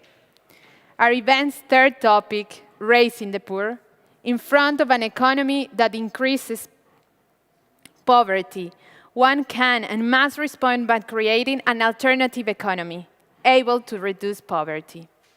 In the next story, we will hear an example of a community who tries to do this. Through the economy of Francesco, we connected with other realities. Young change makers spread around the world. Through this, we understood and we realized the potential of building bridges to alleviate or relieve some pains, putting in common our abilities, our professions, and our vocation. Many communities have entrepreneurial and financial pains. They produce, but they suffer to have a good balance in their cash flow. Seeing that we are from Financial and Humanity Village, we decided to look more deeply into those realities and understand if and how we could help. And being from the Finance and Humanity Village, we decided to look deeper into those realities and to understand what specific needs existed and how and if we could help them. Hola, yo soy Carelia. Yo soy Nune. Somos un matrimonio que pertenece a la comunidad del Caney, aquí en la provincia de Santiago de Cuba. Estamos inmersos en un emprendimiento para elaborar jugos naturales, vinagres y vino seco. con el objetivo de colaborar con nuestra parroquia y de esta manera ayudar a su mantenimiento, su reparación y su sostenibilidad. Mi nombre es Rajid Prieto Franco. Y mi nombre es Roxana Jiménez Cebollero. Este es un servicio que veníamos realizando por varios años como trabajo por cuenta propia. Era un sueño y un deseo contribuir desde ahí a nuestra comunidad, además de unirnos con otros hermanos de la comunidad que también ponen en común sus talentos y servicios. We connected to other members of the Finance and Humanity Village, some of them living in these communities, and we started exchanging ideas and experiences to connect with those realities. We reunited different specialists in finance, entrepreneurship, project management, design, and others to start a new project to offer financial education and entrepreneurship classes to the people who live in family farms in Amazonia, in Brazil, Nigeria, and Cuba. Now, we are finishing the materials to start the records of the online classes. But don't you think that it's just this? We will capacitate local facilitators to become support to the communities during the classes. For us, this is much more than one project. This is a global connection. It's a network to build the common good, to bring the economy of Francesco to life in our own communities.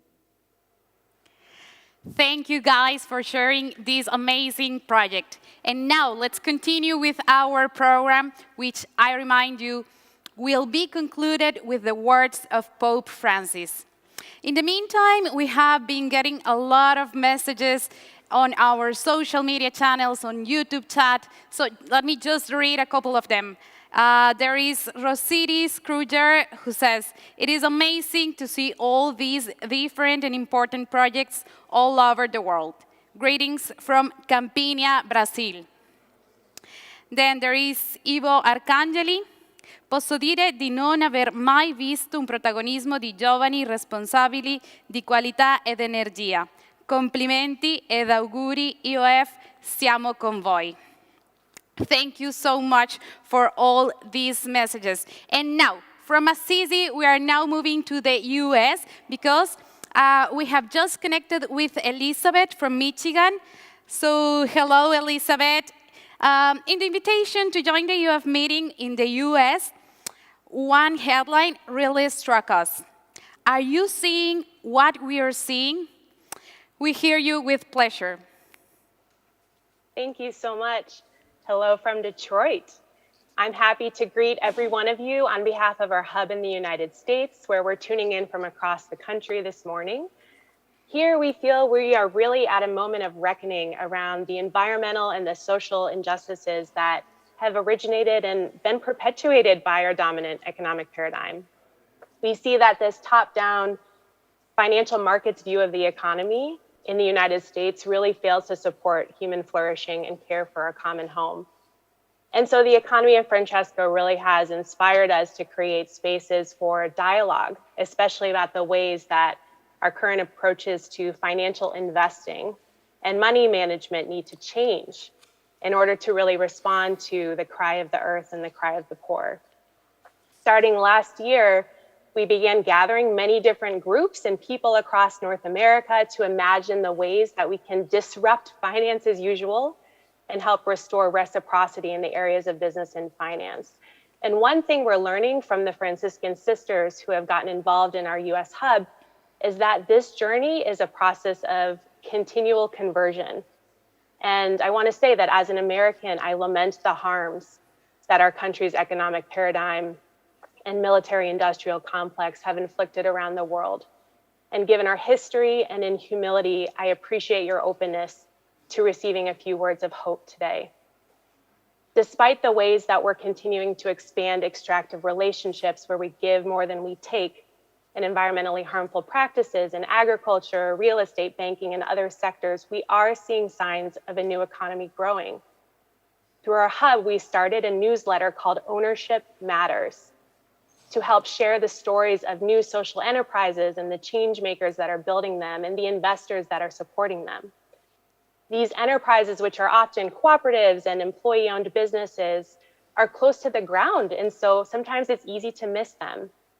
But they are growing, and they are quietly restructuring relationships between community and capital For example, the Industrial Commons, which is a cooperative we're working with in North Carolina, is really beginning to embody care for creation by repurposing all the materials they use in their textile manufacturing process.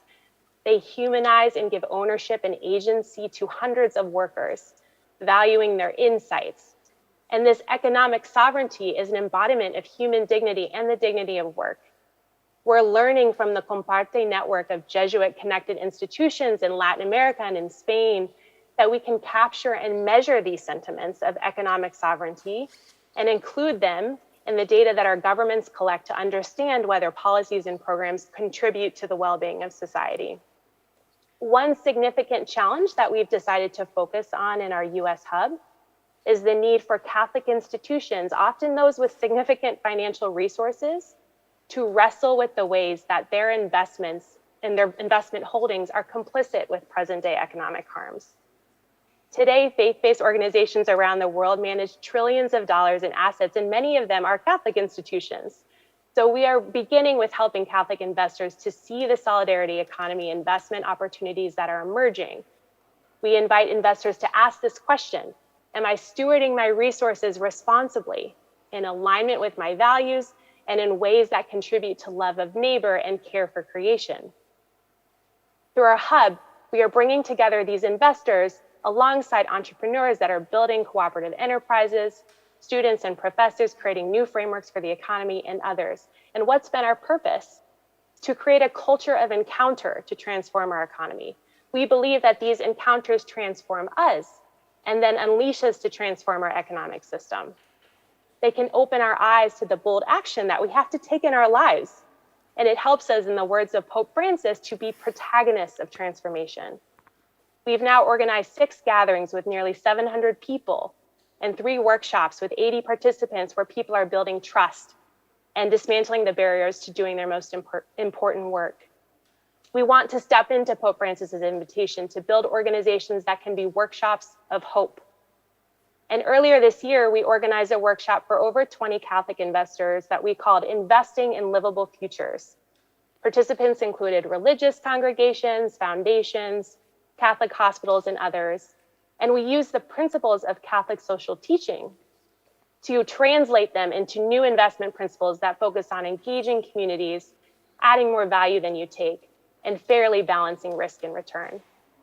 So to ensure that these principles can help guide more capital to invest in the new economy, we've created indices and other tools to help investors evaluate how much a particular investment embodies these principles of Catholic social teaching. And grounded in this wisdom, we're asking, where and how can we take meaningful action together? Since the workshop ended, we've organized investor circles to encourage new practices and investments in solidarity economy. We are finding that the wisdom of Catholic social teaching can help us find new shared language and ways to invest in direct solutions that we really urgently need. So moving forward, we're collaborating with others to host more workshops for investors. We want to align with the Laudato Si Action Platform's theme of ecological economics to mobilize millions of people and organizations to invest in this new economy. We're seeking to accompany groups and individuals as they explore their relationship with money. What does it mean to take a modern vow of poverty? How can money be a tool for reconciliation and repair for past harms? How do we move from a worldview of scarcity to one of abundance? Our goal, to bring money into reciprocal relationship with people and planet. So in this spirit of the economy of Francesco, we want to build a movement toward changing our financial system to be at the service of an economy that's rooted in solidarity. And we invite you to join us. Do you know someone who might want to participate in one of these workshops? Or do you know a project or an enterprise seeking investment? Please reach out. We're very excited to partner with you. Thank you so much. Thank you so much, Elizabeth. And I just want to remind that if you visit our website, francescoeconomy.org, you will have the contact to all the EOF hubs around the world. I'm really excited to hear all these initiatives that you have been sharing, because as we said at the beginning, the economy of Francesco is the economy of the already. And now, let's listen to the words of Sir Partha Dasgupta. Good afternoon. It is a pleasure to be invited here today to speak to such an inspirational group of young economists. Over the last few decades, our species has prospered so much that our demands on nature have far exceeded its ability to supply us sustainably. In other words, we are depleting vital ecosystems by mismanaging our natural assets, undermining the biosphere's ability to provide us with the goods and services on which we all rely. At the heart of the problem lies deep-rooted institutional failure. Nature's worth to society is not reflected in the prices we pay, and we continue to draw down our natural capital stocks without paying for the consequences, which will have a negative impact on current and future generations. But while the challenges facing the modern world may seem formidable, the vision represented by the economy of Francesco gives us hope that transformative change is possible. The young economists, entrepreneurs, and activists who make up this community give new life to the study of economics. The innovative solutions you propose to the problems of today have the potential to have a worldwide impact, and I wish you the very best of luck in your endeavors. Thank you.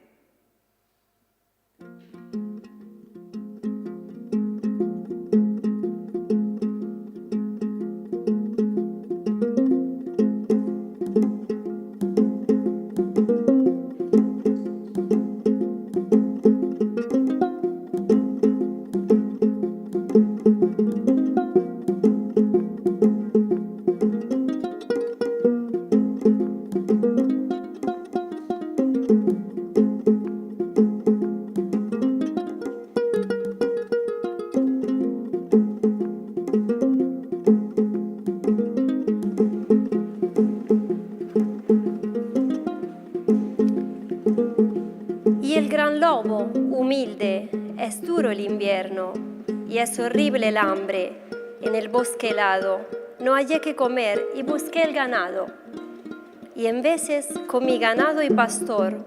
La sangre yo vi más de un cazador, sobre su caballo llevando el azor, al puño o correr tras el jabalí, el oso, el ciervo, y a más de uno vi. Mancharse de sangre, herir, torturar, de las roncas trompas al sordo clamor, a los animales de nuestro Señor. Y no era por hambre que iban a cazar. Francisco responde, en el hombre existe mala levadura, cuando nace viene con pecado, es triste, mas el alma simple de la bestia es pura. Tú vas a tener desde hoy que comer. Dejarás en paz rebaños y gente en este país. Que Dios malefique tu ser montarás. Está bien, hermano Francisco de Asís. Ante el Señor que todo ata y desata, en fe de promesa, tiéndeme la pata. El lobo tendió la pata al hermano de Asís, que a su vez le alargó la mano. Fueron a la aldea, la gente veía, y lo que miraba casi no creía. Tras el religioso iba el lobo fiero, y baja la testa quieto le seguía, como un can de caza o como un cordero. Francisco llamó a la gente a la plaza y ahí predicó, y dijo, he aquí una amable casa. El hermano lobo se viene conmigo, me juró no ser ya vuestro enemigo y no repetir su ataque sangriento. Vosotros, en cambio, daréis su alimento. A la pobre bestia de Dios, así sea, contestó la gente toda de la aldea. Y luego, en señal de contentamiento, movió testa y cola el buen animal y entró con Francisco de Asís al convento.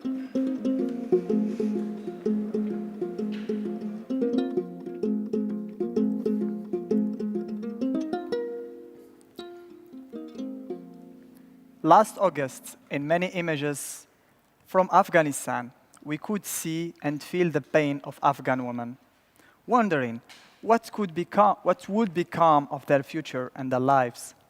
We immediately felt we wanted to respond to their appeal to not be left alone. So we launched a global march that takes place every Saturday under the cry, Afghan women exist. Together we stand.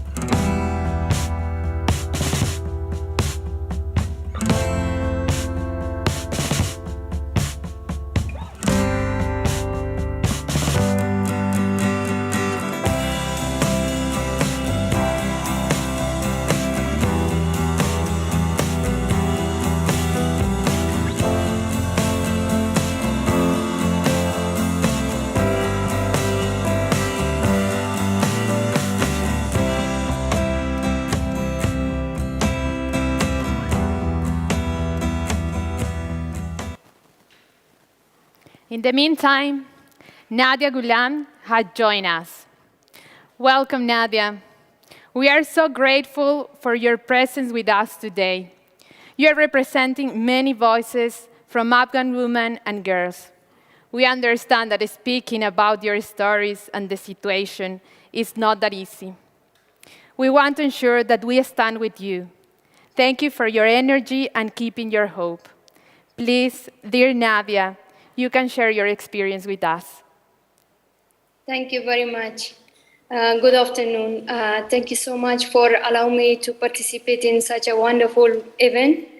To introduce myself a little bit, I want to say that I grew up in Afghanistan. Since I was a little bit child, my mother was always saying to me that, Nadia, pray for peace. Peace will come in our country. You're a child, you're close to God. But I never see peace till I arrived to Barcelona. Since I was a little bit child, I was praying for peace, asking for peace, begging for peace, but that peace that I ever been seen. After long years that I was living there, till I became 8 years old, and the war looks for me far away, because in my house, my family, my father, my brother, and me, we were living in a relaxed situation. But one day, when I was 8 years old, I had normal life, and me with my family, we were holding dinner at home. After the dinner, my mother was preparing some tea to have for after the dinner, and I went to follow her in order to discover where she is hiding the sweets. When I was behind of her, she saw me. She told me, Nadia, sit down here in this room. I will bring you sweets and I will give you. I was waiting for my mom there, that suddenly a bomb fell exactly in the room where I was, and everything destroyed, everything changed in a second. After spending 2 years in different hospitals, 6 months in coma, the Taliban regime for first time established in Afghanistan. And there I had to do something for my family. I lost my brother. My father was suffering from post-traumatic stress. And for that reason, I dressed up as a man and I started to work for my family. And I thought it is one day today's solution and everything will gonna change. But that lasts 10 years. And during the 10 years, I was dressing as a man and working to help my family and support them. Now I'm as a refugee, as an Afghan woman living in Barcelona. I start a non-profit organization, which is called Bridges for Peace. And I try to help other girls, other Afghan girls that they are living in Afghanistan and they are suffering from the same situation that I go through 10 years ago. Thank you so much, Nadia. Thank you for your story. And after hearing you carefully, we would like to also invite you to make an appeal to the people that are following us today. Thank you so much. For me, it's very important to say to all the people who are listening us, those people that they want to help Afghan women, that support has even weakened a lot of women are locked down in their houses and they cannot go to follow their dreams, education. Now more than ever, it's very necessary international community help them, they give them support in order they can get education and have possibility to rebuild their country, which is now more than ever, it is very important, the education for Afghan women and Afghan refugees. Thank you so much, Nadia. We ensure that we are with you, we stand with you, and thank you very much. Thank you. There is a song for love. There's a song for work. Keep hearing this song for humanity. It went lost long time ago. All of that I say might be causing pain. All of that I am. Will it ever change?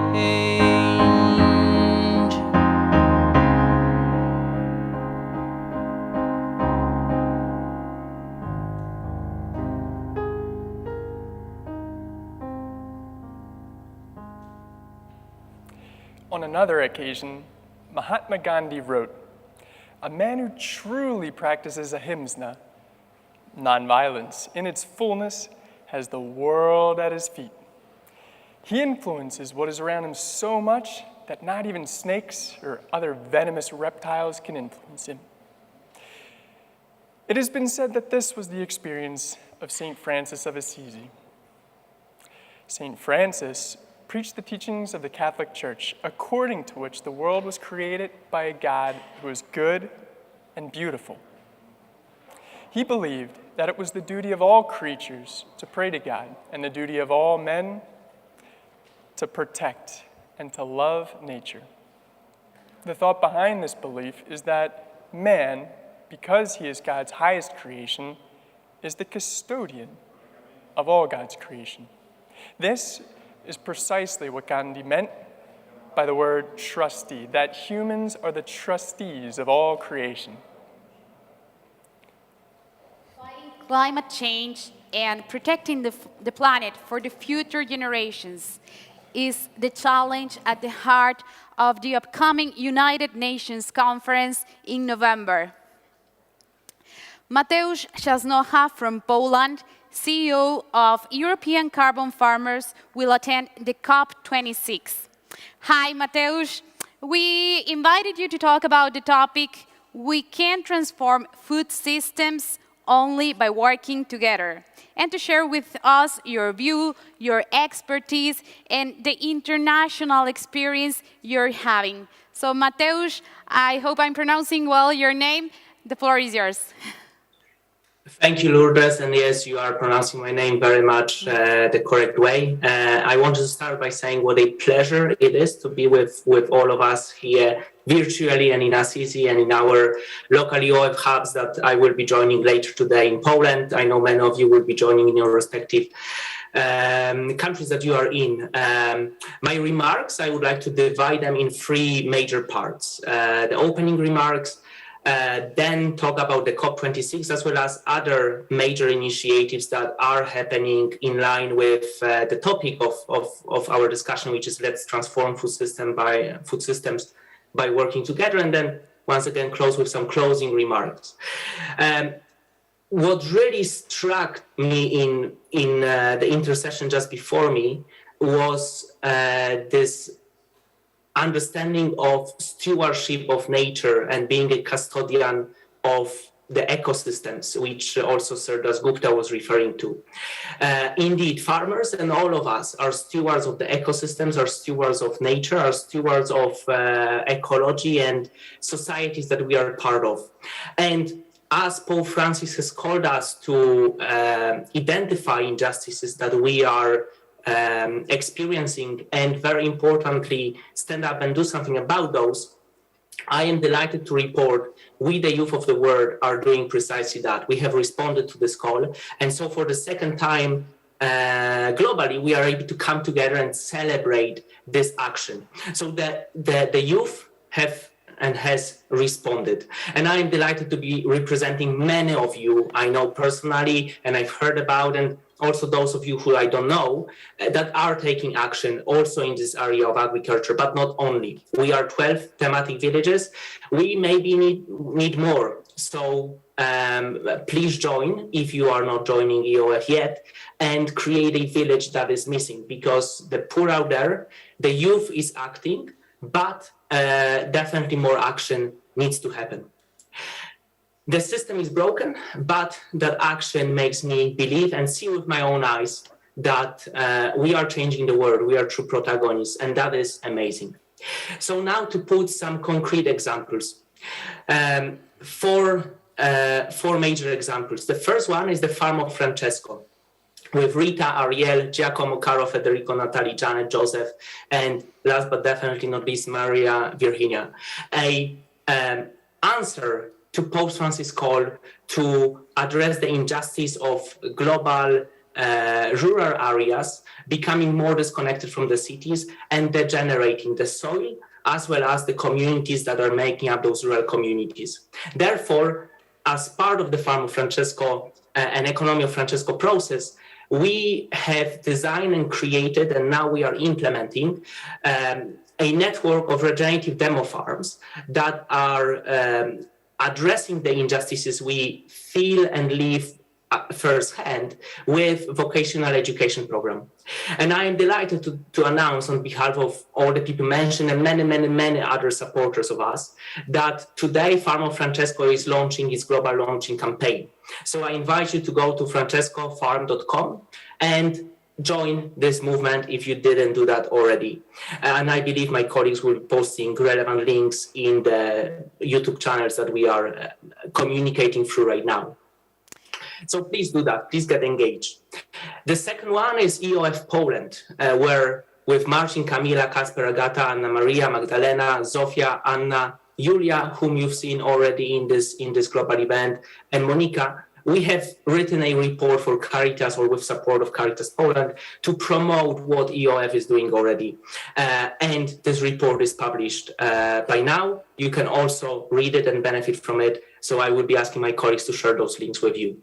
As true protagonists, we are going out to the world. We are not sticking with what is happening at the Economy of Francesco only. Right, and so we have very deep engagement with the World Food Forum and the UN Food Systems Summit, in which we are transforming food systems together through master classes that Mariana, Lilian, and myself have organized with the World Food Forum, and with the dialogues and also participation at the Food Summit or pre-summit of the UN Food Systems Summit, with the Dicastery for Promoting Integral Human Development, and many other initiatives, EOF School, Summer School, Laudato Si Action Platform, and Fratelli Tutti Political School. Off to COP. All of those things are coming to COP, where global leaders are coming together to advance consensus on climate action. We have to get to net zero by 2050, and we want to get there. All of us are invited, and the world leaders cannot get there alone. As the youth from all over the world is showing, we are in that better future of net zero, which not only responds to the leaders' call, but also to Pope Francis' call to put the poor at the very center of this action. And so I once again invite you to join all those, not all, but invite you to join whatever initiative makes sense for you within the economy of Francesco family, or create your own initiative if something is missing. And surely things are missing. And before we run out to do all those wonderful things, I would like to suggest we take a moment to breathe and celebrate with a mate everything that we have achieved so far. Because while the world is broken, and it still is broken, it is so much better than it was 2 years ago. And all of us presenting in this event, and even more so everyone that we are representing by presenting in this event, have contributed tremendously to that. And that process continues with the COP, with other events that are happening. So let me close by saying, once again, let's take a moment to celebrate our achievements so far. There's a lot to celebrate, and today is a huge event of joy. Please join Farm of Francesco at farmfrancesco.com and support our work with living the mission Pope Francis called us to live. Look up Laudato Si Action Platform, which is an invitation by the Dicastery for Promoting Integral Human Development for all of us to live Laudato Si in action, and take small little step to make a world a better place. And my call to action for you is meet with a farmer that is next to you.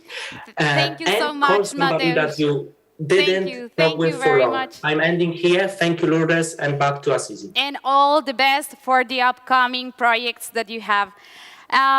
Okay, now I'm just coming to another St. Francis tweet moment. I'm tweeting, before an economy that increases poverty, one can and must respond by creating an alternative economy that reduces poverty. Hashtag EOF 2021 and hashtag Francesco Economy. Let's go back with Mateusz's topic, because now we are going to listen to the words of one of the Economy of Francesco friends, Vandana Shiva. I send my loving greetings to the economists for St. Francisco. In his beautiful words, it's only in giving that we received. St. Francis captured the emerging circular economies, because this is only in giving to the earth we create food. It's only in giving to each other we create community. And through this COVID lockdown, we have realized the two most important things are healthy food for strong immunity and strong community with strong bonds and strong solidarity. This is what we have to build. St. Francis did not see other beings as objects to be owned, other humans as objects to be exploited. He saw the world as one family, as I do, and that is why I work on building Earth democracy. Living economies that are the pillar of Earth democracy will be built on St. Francis's thinking. I send you greetings to build this paradigm. It's the only way humanity will survive. It is the only way we'll have a livable earth for our species. Thank you.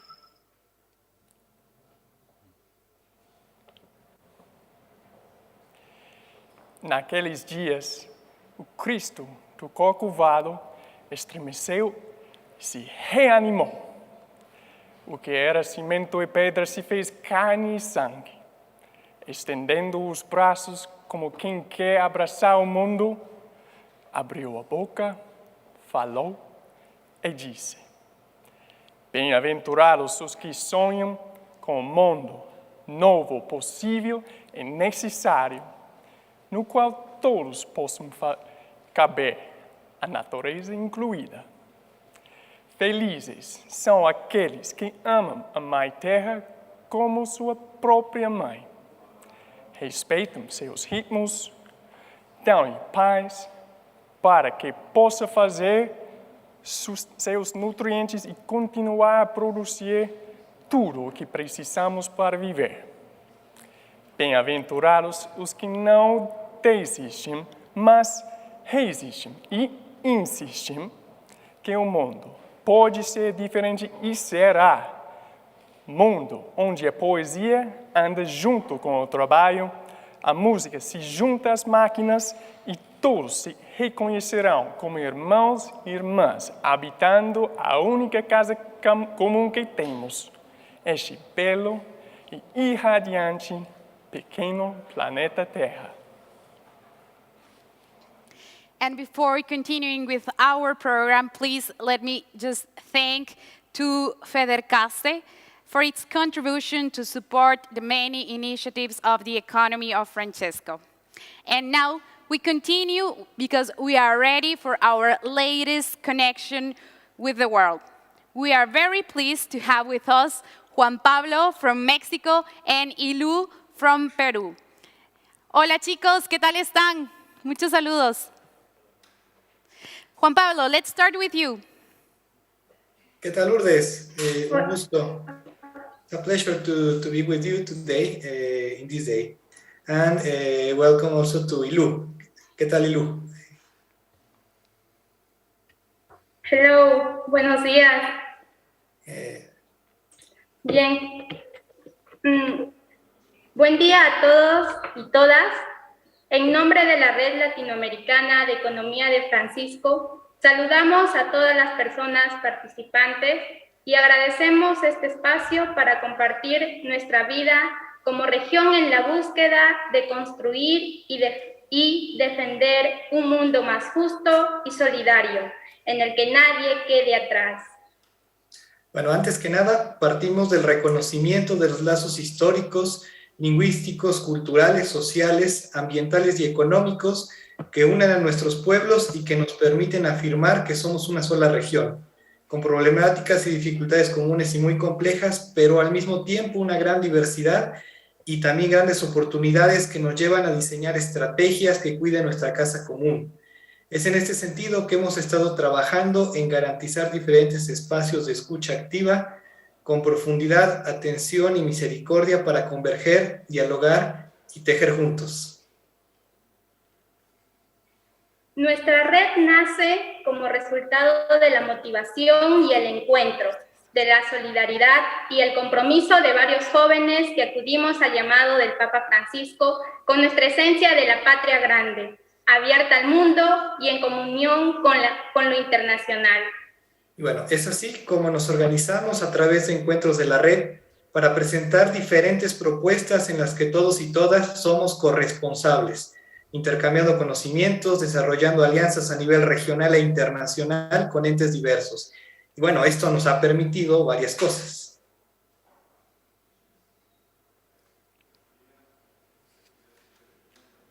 Por una parte, reflexionar sobre diferentes temáticas como las capacidades para ser conscientes de los procesos internos y externos que afectan nuestra vida.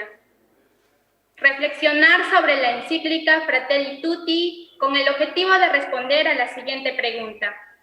¿Qué debemos tener para lograr un desarrollo humano integral y solidario y de cuidado de la creación en nuestra región? Reflexionar sobre coyuntura, reconociendo la realidad que viven nuestros pueblos originarios, desde los retos que enfrentan para preservar su entorno hasta la enorme riqueza que nos aportan y que nos enseña muchísimo sobre su cosmovisión ancestral y su relación con la naturaleza y con los demás. También hemos diseñado e implementado diferentes acciones a nivel regional, como foros temáticos en el marco de la asamblea organizada por el CELAM, que nos ha permitido dialogar sobre diferentes temas de la economía de Francisco, así como el diplomado de economía de Francisco, pobreza y pobrezas, diseñado en articulación también con el CELAM.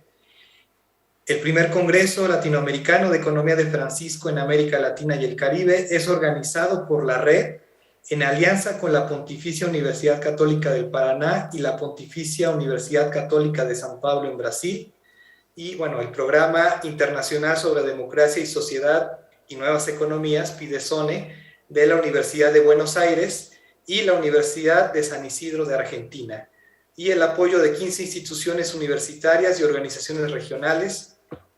Del 13 al 15 de octubre será esto. Y en la actualidad avanzamos en el diseño de la primera Escuela Técnica Latinoamericana de Economía de Francisco, a desarrollarse durante 2022. Todo esto es posible porque reconocemos que todo está interrelacionado. La academia, el trabajo territorial y étnico-territorial, las prácticas vinculadas a las nuevas economías, entre otros procesos. Y a su vez reconocemos que buscar las condiciones estructurales en las que la economía de Francisco contribuye a una vida digna requiere trabajar también en el cuidado de la casa común y en una amistad con los pobres de hoy. Por otra parte, el espacio de la red ha sido propicio para empezar a generar sinergia con los hubs locales. Y estamos en eso, pues sabemos que debemos mirar hacia adentro, siempre enraizado en lo territorial. No podemos perder la mirada regional. Por ello, nos alegra también ir conociendo otras iniciativas regionales en otras partes del mundo. Y bueno, así consideramos que la economía de Francisco va echando raíces en nuestra región y nos va permitiendo ver nuestra historia y nuestro futuro con ojos nuevos para una sociedad mejor, en la cual nos donemos desde nuestro aporte específico y desde nuestra identidad latinoamericana. Muchas gracias a todos. Seguimos en unidad en el espíritu de la economía de Francisco. A big hug for everyone. Thank you very much. Muchísimas gracias a toda la red de Latinoamérica. And now just let me some greetings because we have, as we said, many hubs around the world. So I want to send some greetings to the Croatia and also the Cameroon, and of course to the more than 200 youth that are following this program from the Domus Pacis building. Thank you very much for the Italian hub. And yeah, now let's continue with our program. Thank you, Lourdes, and everyone. And now we have the next session. We have here again Luca Crivelli. Welcome again, Luca. Luca is an economist at SUPSI. So, Luca, the floor is yours. Thank you, Catalina. The next session is titled Towards a Planned Economy.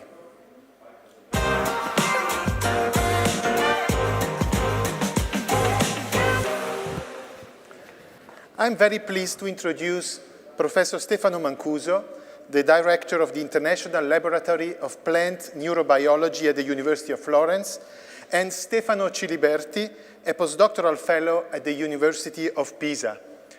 Benvenuti a entrambi e grazie di essere con noi oggi.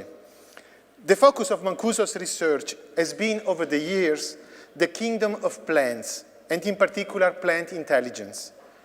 We are all aware of how much economics and the business world have adopted a different model, namely the animal paradigm, based on competition, speed, freedom of movement, efficient decision-making, all qualities reminiscent of the great predators of the animal kingdom. This model has made it possible to generate innovation that has been very helpful to solve problems like the scarcity of private consumer goods and led to impressive growth and material prosperity. However, it is also at the origin of a kind of predatory capitalism that is bringing our economic system out of control. In this moment of human history, we perceive an increasing scarcity with respect to the common goods, such as water, air, and the nature. In the age of the commons, we have to deal with much more complex problems, such as climate change and declining biodiversity, so that we need to listen to the cry of the earth. Professor Mancuso, is now the time for humanity to learn something from plants? Can you explain us, please, how the economy could be enriched if we took the intelligence and the abilities of plants seriously? Thank you. Thank you, Luca. Thank you, all of you. It's a big pleasure to have the chance to talk to this selected group of young in the world, and thank you for the subject you choose for describing this section, the plant economy. It's a very original and a fashionable way to describe what we can learn from plant. But before starting what we can learn, let's say something on plant, because probably we know very small about plant, and the small that we know, it's normally wrong. We have an idea that plants are just low-level, very simple organisms. But on the contrary, I will try to show you that plants are extremely complex, sophisticated, intelligent organisms that could be an extremely interesting subject to be inspired. So first of all, let's talk a little bit about numbers, about data. We normally look at the life as if life was the kingdom of animals. We just look at life with animals' eyes, and we just see what is similar to us because we are animals. But animals altogether represent just a teeny, irrelevant fraction of the life. How much irrelevant, it's probably not understood by many people.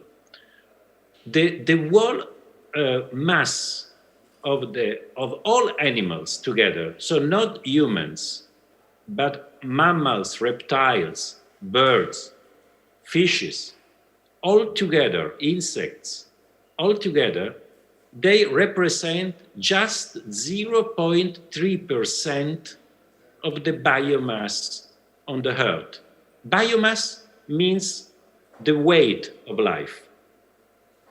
So if we would be able to weigh all the life on the planet, we would see that animals represent just a so small fraction of life, 0.3%. On the contrary, plants are almost the 86% of the life. So life, it's practically just a green stuff. Life on the planet Earth, it's matter of plant, not of animals.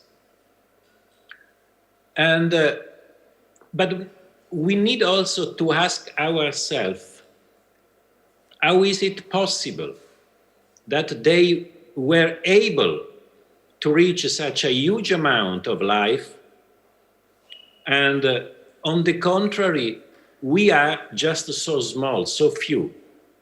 500 million of years ago, plants and animals, they took two different pathways in the evolution.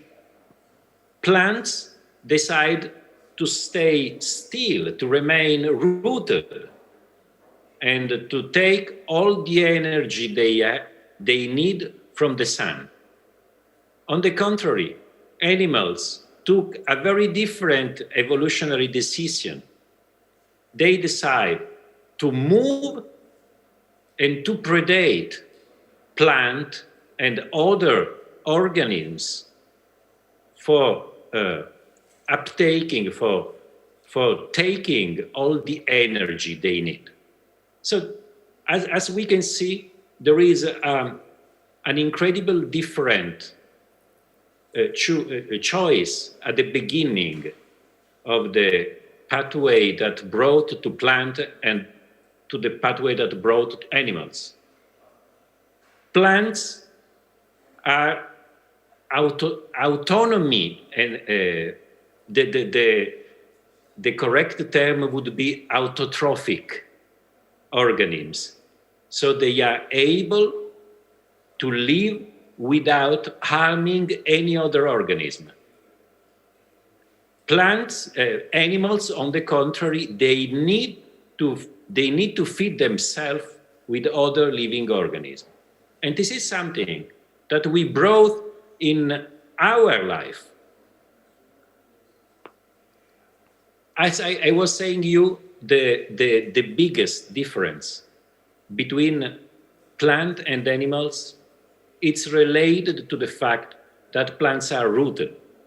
So the correct way to talk about plant is not to say that they are not able to move, because they move a lot. But they are rooted, so they cannot displace themselves from the place where they were born, where they are born. Now, imagine if you are a plant. Imagine if you are rooted on the ground. So imagine if you cannot run away when there is something happening around you. And you can start to see how much difference there is between plant and animals. If you are a still organism, if you are a rooted organism, you are subjected to predation. So the animals will eat you. And so how were able the plant to solve the problems, to survive predation? They developed a completely different organization with respect to to animals. And I think this is the first big learning that the first big factor, that we can learn from plant. A different organization. We animals, we have a very simple organization. We have a brain, a head that is on charge of all the different organs that are under the brain. So, in other words, we have just single or double organs that are able to make specific function. Just let me make an example. We breathe with 2 lungs, we digest with 1 stomach, we see with 2 eyes, and we solve the problems with 1 brain. Now, what we did was to take this hierarchical, pyramidal organization and to spread everywhere. Just look at any organigrams in every kind of organization you can imagine, from economic organization to social organization. Everywhere we will see the same architecture of the animal organization. A head governing on different specialized organs. We will find this kind of organization everywhere. Now, the only advantage of such kind of organization is velocity. So we are made in this way because the first and most important response for us as animal is to move as far as we can. So when we say, normally we use the movement, we use our ability to move, to move away from the problems. When we animals say that we solved a problems, 90% of the case, we are not actually solving the problem. We are avoiding the problem. So we are moving away from the problem. So we use movement to go away from the problems. This is something that plants cannot do. So plants are actually, they need to solve the problems. If a plant needed to find water, to find nutrients, or to defend themselves, or to have a social life, to communicate, all things that we share with them, we have all the same goal. Well, in the case of plants, they need to solve the problem. So they cannot move away. They cannot run away from the problem. And one of the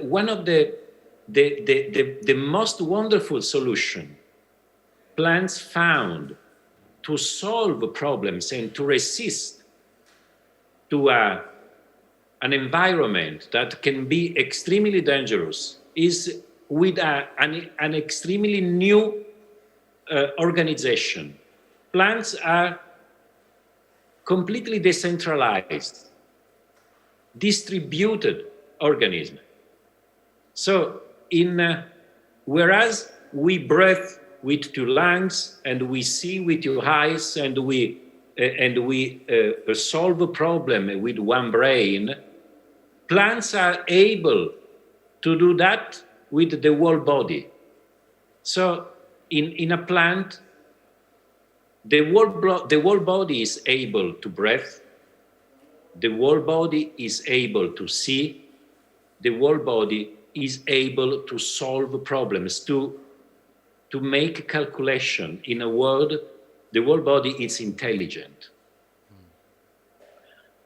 And the advantage of such kind of organization is that you can remove 70, 80% of the body of a plant, and the body is still living, the organization is still working.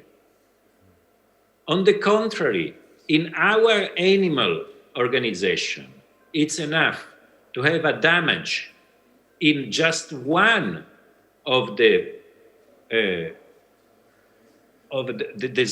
many organs devoted to specific function to have a collapse of the entire organization. So a distributed, decentralized organization is much more resilient, it's robust, and it's also extremely creative. I mean, actually, if you want to solve problems, you need to imagine a distributed organization. Because just try to think about a big company having sites all over the world. And with a CIO in a specific place of the world, and with just a small group of people governing a so distributed and huge company. So how can they have the right information about local problems? This is almost impossible. The best way, the best organization that is able to solve problems because it's able to collect the best data from the environment just around them, it's a distributed and decentralized organization. And by the way, distributed and decentralized organizations are actually the sign of modernity. What I mean is that just look at internet. Internet it's by far probably one of the,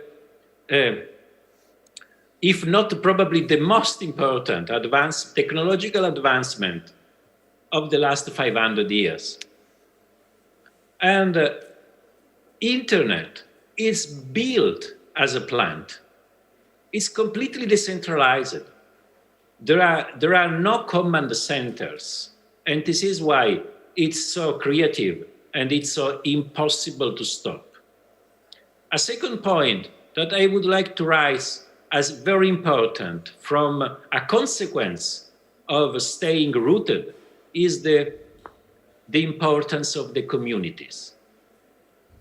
If you are rooted, if you cannot move away, your neighbor are extremely important for you, are so important that implants the idea of competition, that it's by far the most important driving force of, I would say, a human economy.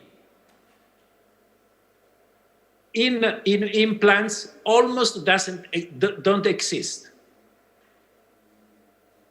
So plants are not competing at all. They are most of the time cooperating so much that in a forest or in a wood, every plant is completely interconnected with all the neighboring plants, and through the roots, there is an incredible exchange of information, of nutrients, of water, of whatever they need to survive. So plants are so incredibly supporting the communities that they are supporting the life even of stumps. Stumps are cutted trees. Even a stump is taken in life, it's completely, let's say, aided to survive by the other plants. And communities are not just in the most important engine of survival in plants, but everywhere.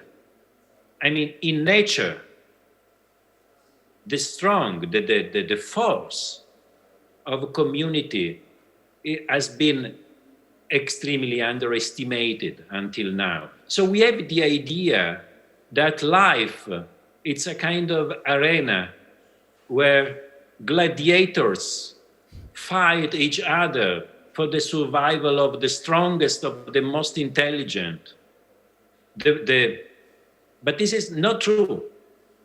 This is something that doesn't happen at all in life.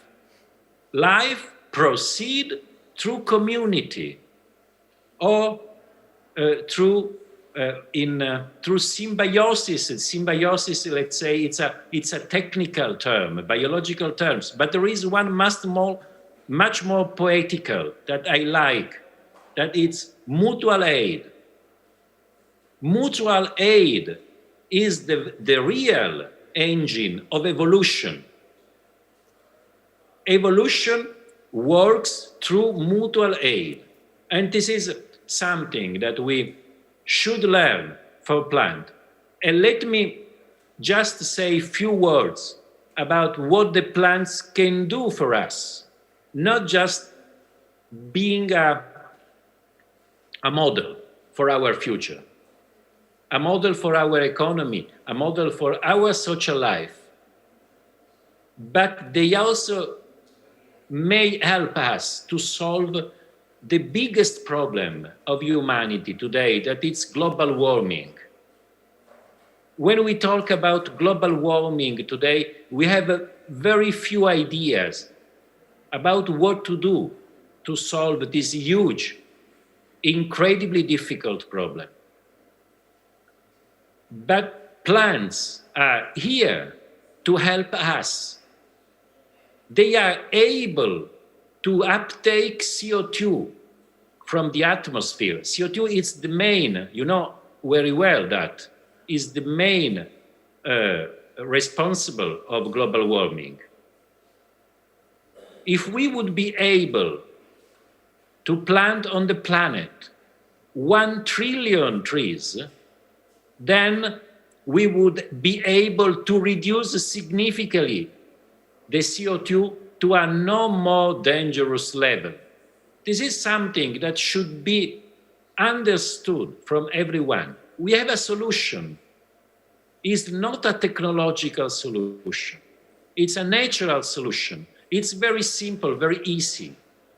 And most important, we know that will work. We need to plant 1 trillion trees. So plants are both a model and both a friend for our future. I think and I hope that these few words will bring in some of you some idea about how to imagine a new economy inspired by plant. And in any case, I am here from all of you. If you need some information, just look on my name on the internet, write me, and I will be able to discuss with all of you. Bye-bye. Thank you so much, Professor Mancuso. It is incredible how rich is the plant world, and I was impressed by the immanent ability of plants to foster the interest of the entire community and to make sure that no plants is left behind. But in order to understand how these fascinating but also provoking ideas of Professor Mancuso resonate among the young people of the economy of Francesco, we connect now with Stefano Ciliberti. Like Professor Mancuso, also Stefano is originally from Calabria, a beautiful region in the south of Italy. He currently works as postdoctoral researcher at the Department of Agriculture, Food and Agri-Environmental Sciences of the University of Pisa, and recently attended the EOF Summer School in Gubbio. Stefano, the floor is yours.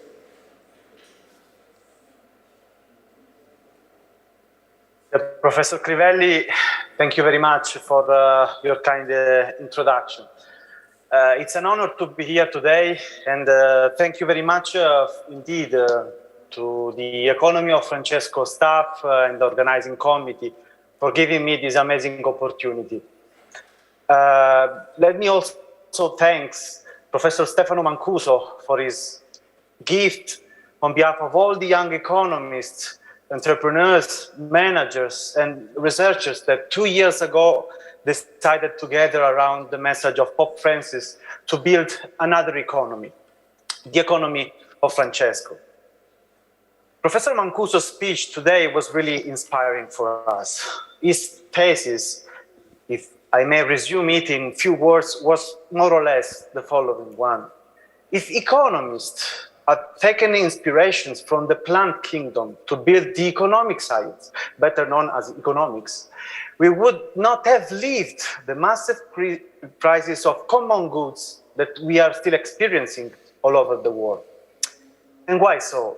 Well, because first of all, mainstream economics revolved around the concept of individual, or homo, a Latin word that clearly referred to the animal kingdom.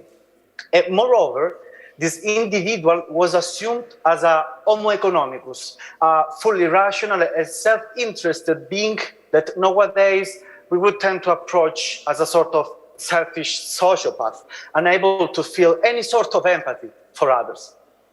Well, Professor Mancuso revealed us today that placing at the center of the economic spotlight this individual, this homo economicus, was not a natural assumption for economics development and our life, not at all. Why? Because leaving the plant kingdom entirely out of the economic spotlight came at a cost. The cost of neglecting other living organisms that had been populating our planet long before of any other animal, as he explained. Plants, unlike animals, being fixed still in a given environment, are unable to exclude other living organisms from consuming natural resources that they need to survive. And at the same time, plants cannot easily move from a place to another to look for more nutrients, at least in the short run. And so what? So plants' survivals depend on the availability of natural resources in a given place, in their habitat.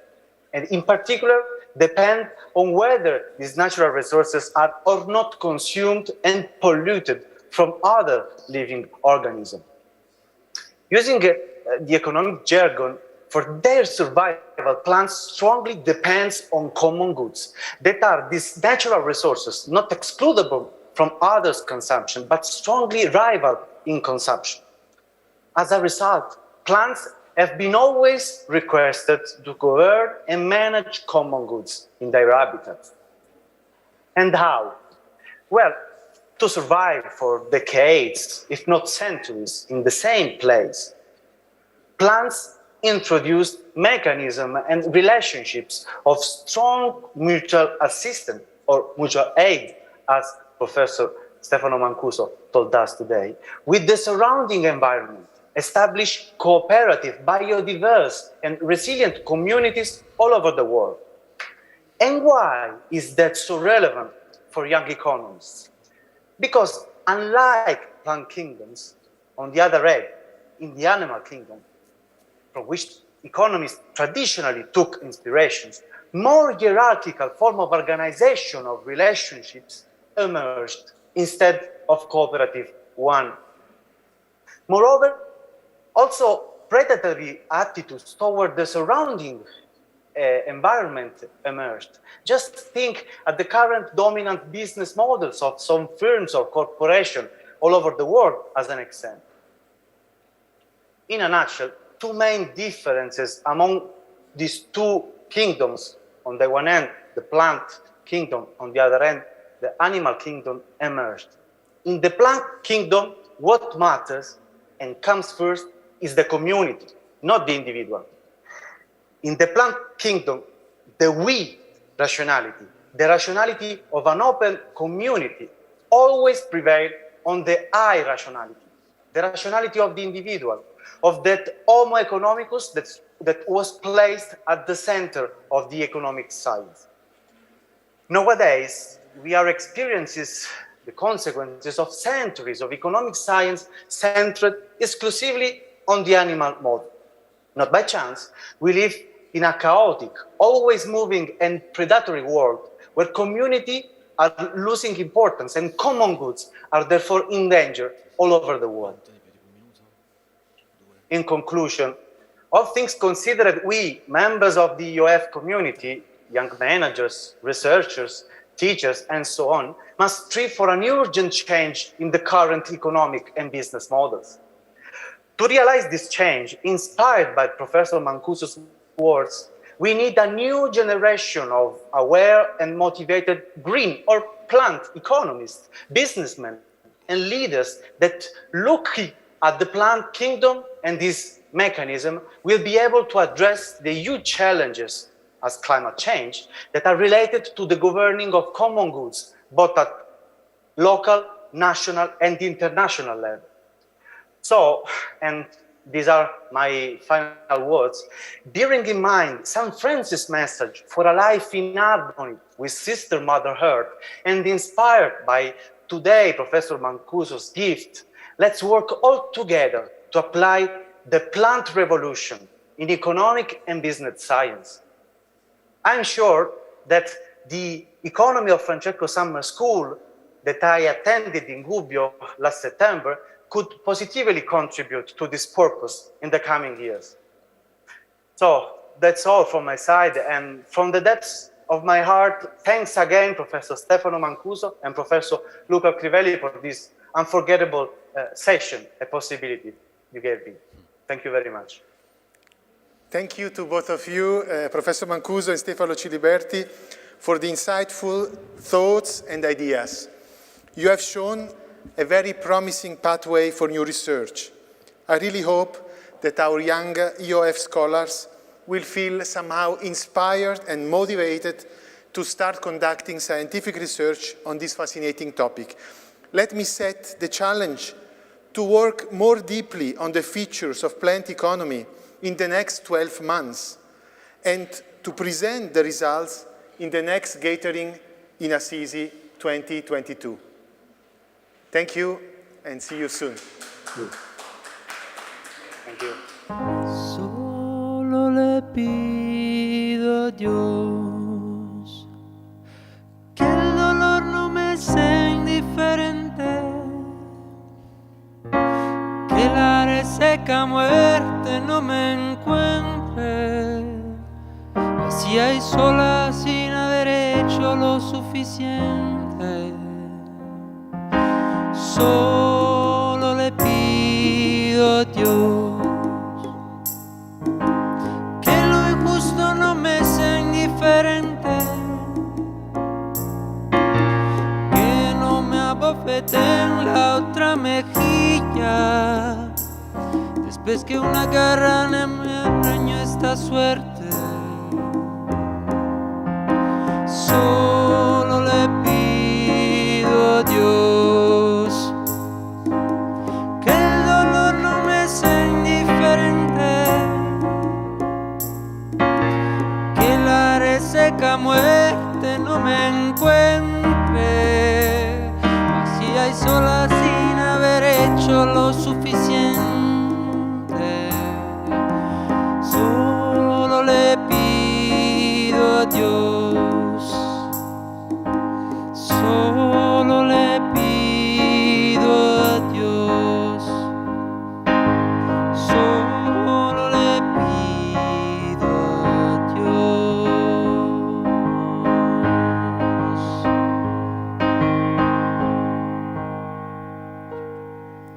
Thank you, Niado. Thank you very much. And now, wow, this is amazing. Hi, Ingrid, again. Hi again. So, Ingrid, I would like to ask something. What could you hear and see today that inspired you, thanks to our wonderful friends of Economy of Francesco community?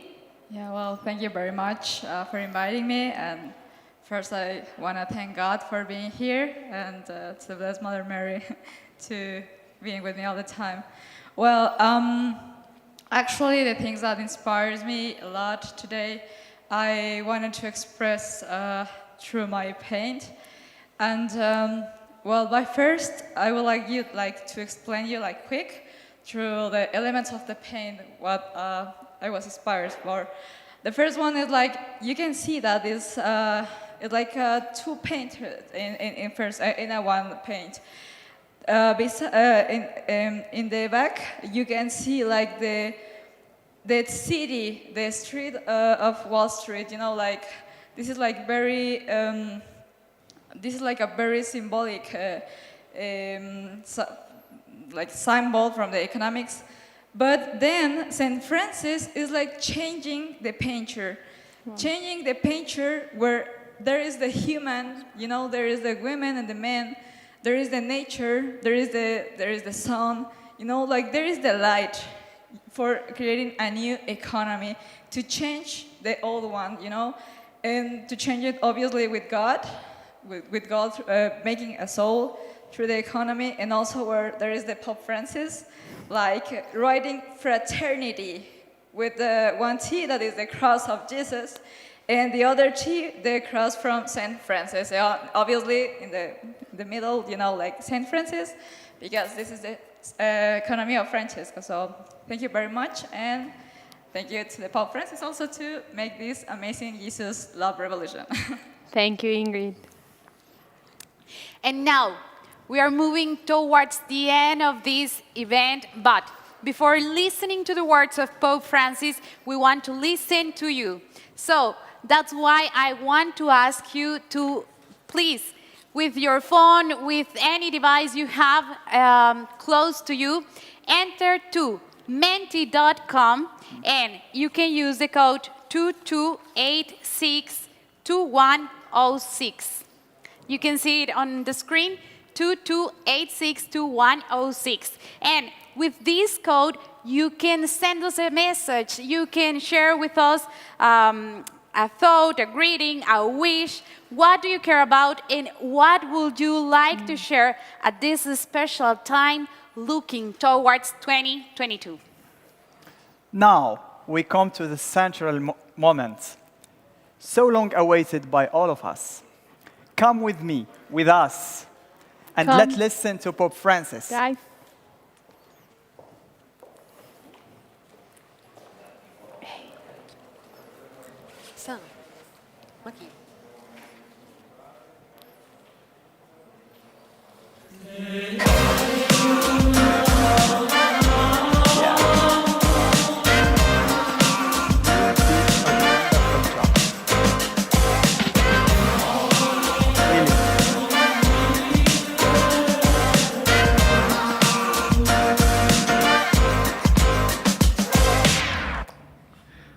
Cari giovani, vi saluto con affetto, lieto di incontrarvi, seppur virtualmente, in questo vostro secondo evento.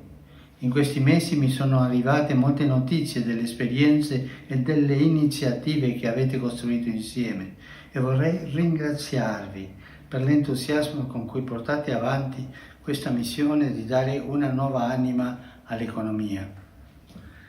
La pandemia del Covid-19 non solamente ci ha rivelato le profonde disuguaglianze che infettano le nostre società, le ha anche amplificate. Dall'apparizione di un virus proveniente dal mondo animale, le nostre comunità hanno sofferto il grande aumento della disoccupazione, la povertà, le disuguaglianze, la fame e l'esclusione dall'assistenza sanitaria necessaria. Non ci dimentichiamo che alcuni pochi hanno approfittato della pandemia per arricchirsi e chiudersi nella propria realtà. Tutte queste sofferenze ricavano in maniera sproporzionata sui nostri fratelli e sorelle più poveri. In questi 2 anni ormai ci siamo confrontati con tutti i nostri fallimenti nella cura della casa e della famiglia comune. Spesso ci dimentichiamo dell'importanza della cooperazione umana e della solidarietà globale. Spesso ci dimentichiamo anche dell'esistenza di una relazione di reciprocità responsabile tra noi e la natura. La terra ci precede e ci è stata data. E questo è un elemento chiave nella nostra relazione con i beni della terra e quindi premessa fondamentale per i nostri sistemi economici. Noi siamo amministratori dei beni, non padroni. Nonostante questo, l'economia malata che uccide nasce dalla supposizione che siamo proprietari del creato, capaci di sfruttarla per i nostri interessi e la nostra crescita. La pandemia ci ha ricordato questo profondo legame di reciprocità. Ci ricorda che siamo stati chiamati a custodire i beni che il creato regala a tutti. Ci ricorda il nostro dovere di lavorare e distribuire questi beni in modo che nessuno venga escluso. Finalmente ci ricorda anche che, immersi in un male comune, dobbiamo accogliere l'esigenza di una nuova fraternità. Questo è un tempo favorevole per sentire nuovamente che abbiamo bisogno gli uni degli altri, che abbiamo una responsabilità verso gli altri e verso il mondo. La qualità dello sviluppo dei popoli e della terra dipende soprattutto dai beni comuni. Per questo dobbiamo cercare nuove vie per rigenerare l'economia nell'epoca post-Covid-19, in modo che questa sia più giusta, sostenibile e solidale, cioè più comune. Abbiamo bisogno di processi più circolari, di produrre e non sprecare le risorse della nostra terra, modi più equi per vendere e distribuire beni e comportamenti più responsabili quando consumiamo. C'è anche bisogno di un nuovo paradigma integrale capace di formare le nuove generazioni di economisti ed intraprenditori nel rispetto della nostra interconnessione con la terra. Voi nell'economia di Francesco, come tanti altri gruppi di giovani, stai lavorando con lo stesso proposito. Voi potete offrire questo nuovo sguardo a questo esempio di una nuova economia. Oggi la nostra madre terra geme e ci avverte che stiamo avvicinando a soglie pericolose. Voi siete forse l'ultima generazione che ci può salvare, non esagero. Alla luce di questa emergenza, la vostra creatività e la vostra resilienza implicano una grande responsabilità. Spero che possiate usare quei vostri doni per sistemare gli errori del passato e dirigerci verso una nuova economia più solidale, sostenibile ed inclusiva. Questa missione dall'economia però comprende la rigenerazione di tutti i nostri sistemi sociali, instillando i valori della fraternità, la solidarietà, la cura della nostra terra ed il bene comune in tutte le nostre strutture, potremmo affrontare le sfide più grandi del nostro tempo, dalla fame e malnutrizione alla distribuzione equa dei vaccini anti-Covid-19. Dobbiamo lavorare insieme e sognare in grande. Con lo sguardo fisso su Gesù troveremo l'ispirazione per ideare un nuovo mondo e il coraggio di camminare insieme verso un futuro migliore. A voi giovani, rinnovo il compito di rimettere la fraternità al centro dell'economia. Mai come in questo tempo sentiamo la necessità di giovani che sappiano, con lo studio e con la pratica, dimostrare che una economia diversa esiste. Non scoraggiatevi, lasciatevi guidare dall'amore del Vangelo, che è la molla di ogni cambiamento e ci esorta a entrare dentro le ferite della storia e risorgerle. Lasciatevi con creatività, lasciatevi lanciare nella costruzione dei tempi nuovi sensibili alla voce dei poveri e impegnate a includerli nella costruzione del nostro futuro comune. Il nostro tempo, per l'importanza e l'urgenza che ha l'economia, ha bisogno di una nuova generazione di economisti che vivano il Vangelo dentro le aziende, le scuole, le fabbriche, le banche, dentro i mercati. Seguite la testimonianza di quei nuovi mercanti che Gesù non scaccia dal Tempio, perché siete suoi amici e alleati del suo regno. Cari giovani, fate emergere le vostre idee, i vostri sogni e attraverso di essi portate al mondo, alla Chiesa, ad altri giovani la profezia e la bellezza di cui siete capaci. Voi non siete il futuro, voi siete il presente, un altro presente. Il mondo ha bisogno del vostro coraggio ora. Grazie.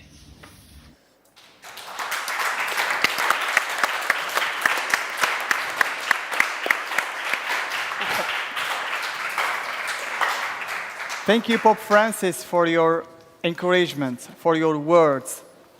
We must and we won't keep moving forward. Unfortunately, we have really come to the end of this event. Thank you to everyone who made it possible. Thank you especially to all of the young people of Economy of Francesco. We could have told many more stories, research projects, initiatives, because Economy of Francesco is a living and a generative process. We are convinced that a better world cannot be built without a better economy, and that the economy is so important for the lives of people that we all need to be concerned with it. These words express our commitment to show the world an economy capable of engaging and speaking to everyone. This is how we want to conclude our live event. We will leave the halls of our universities, our offices, our homes and conference centers. We will also leave the suggestive building here in Assisi, and we will return to our cities. We will take to the streets, and we will speak to the people and show them the face of an economy that has a soul. We will do this here in Assisi and simultaneously all over the world. We wish to fully live our cities and transform them. In the footsteps of Francis, following his way of looking at the world and his desire for the highest poverty. Thank you all. See you all in 2022 here from Assisi. Woo!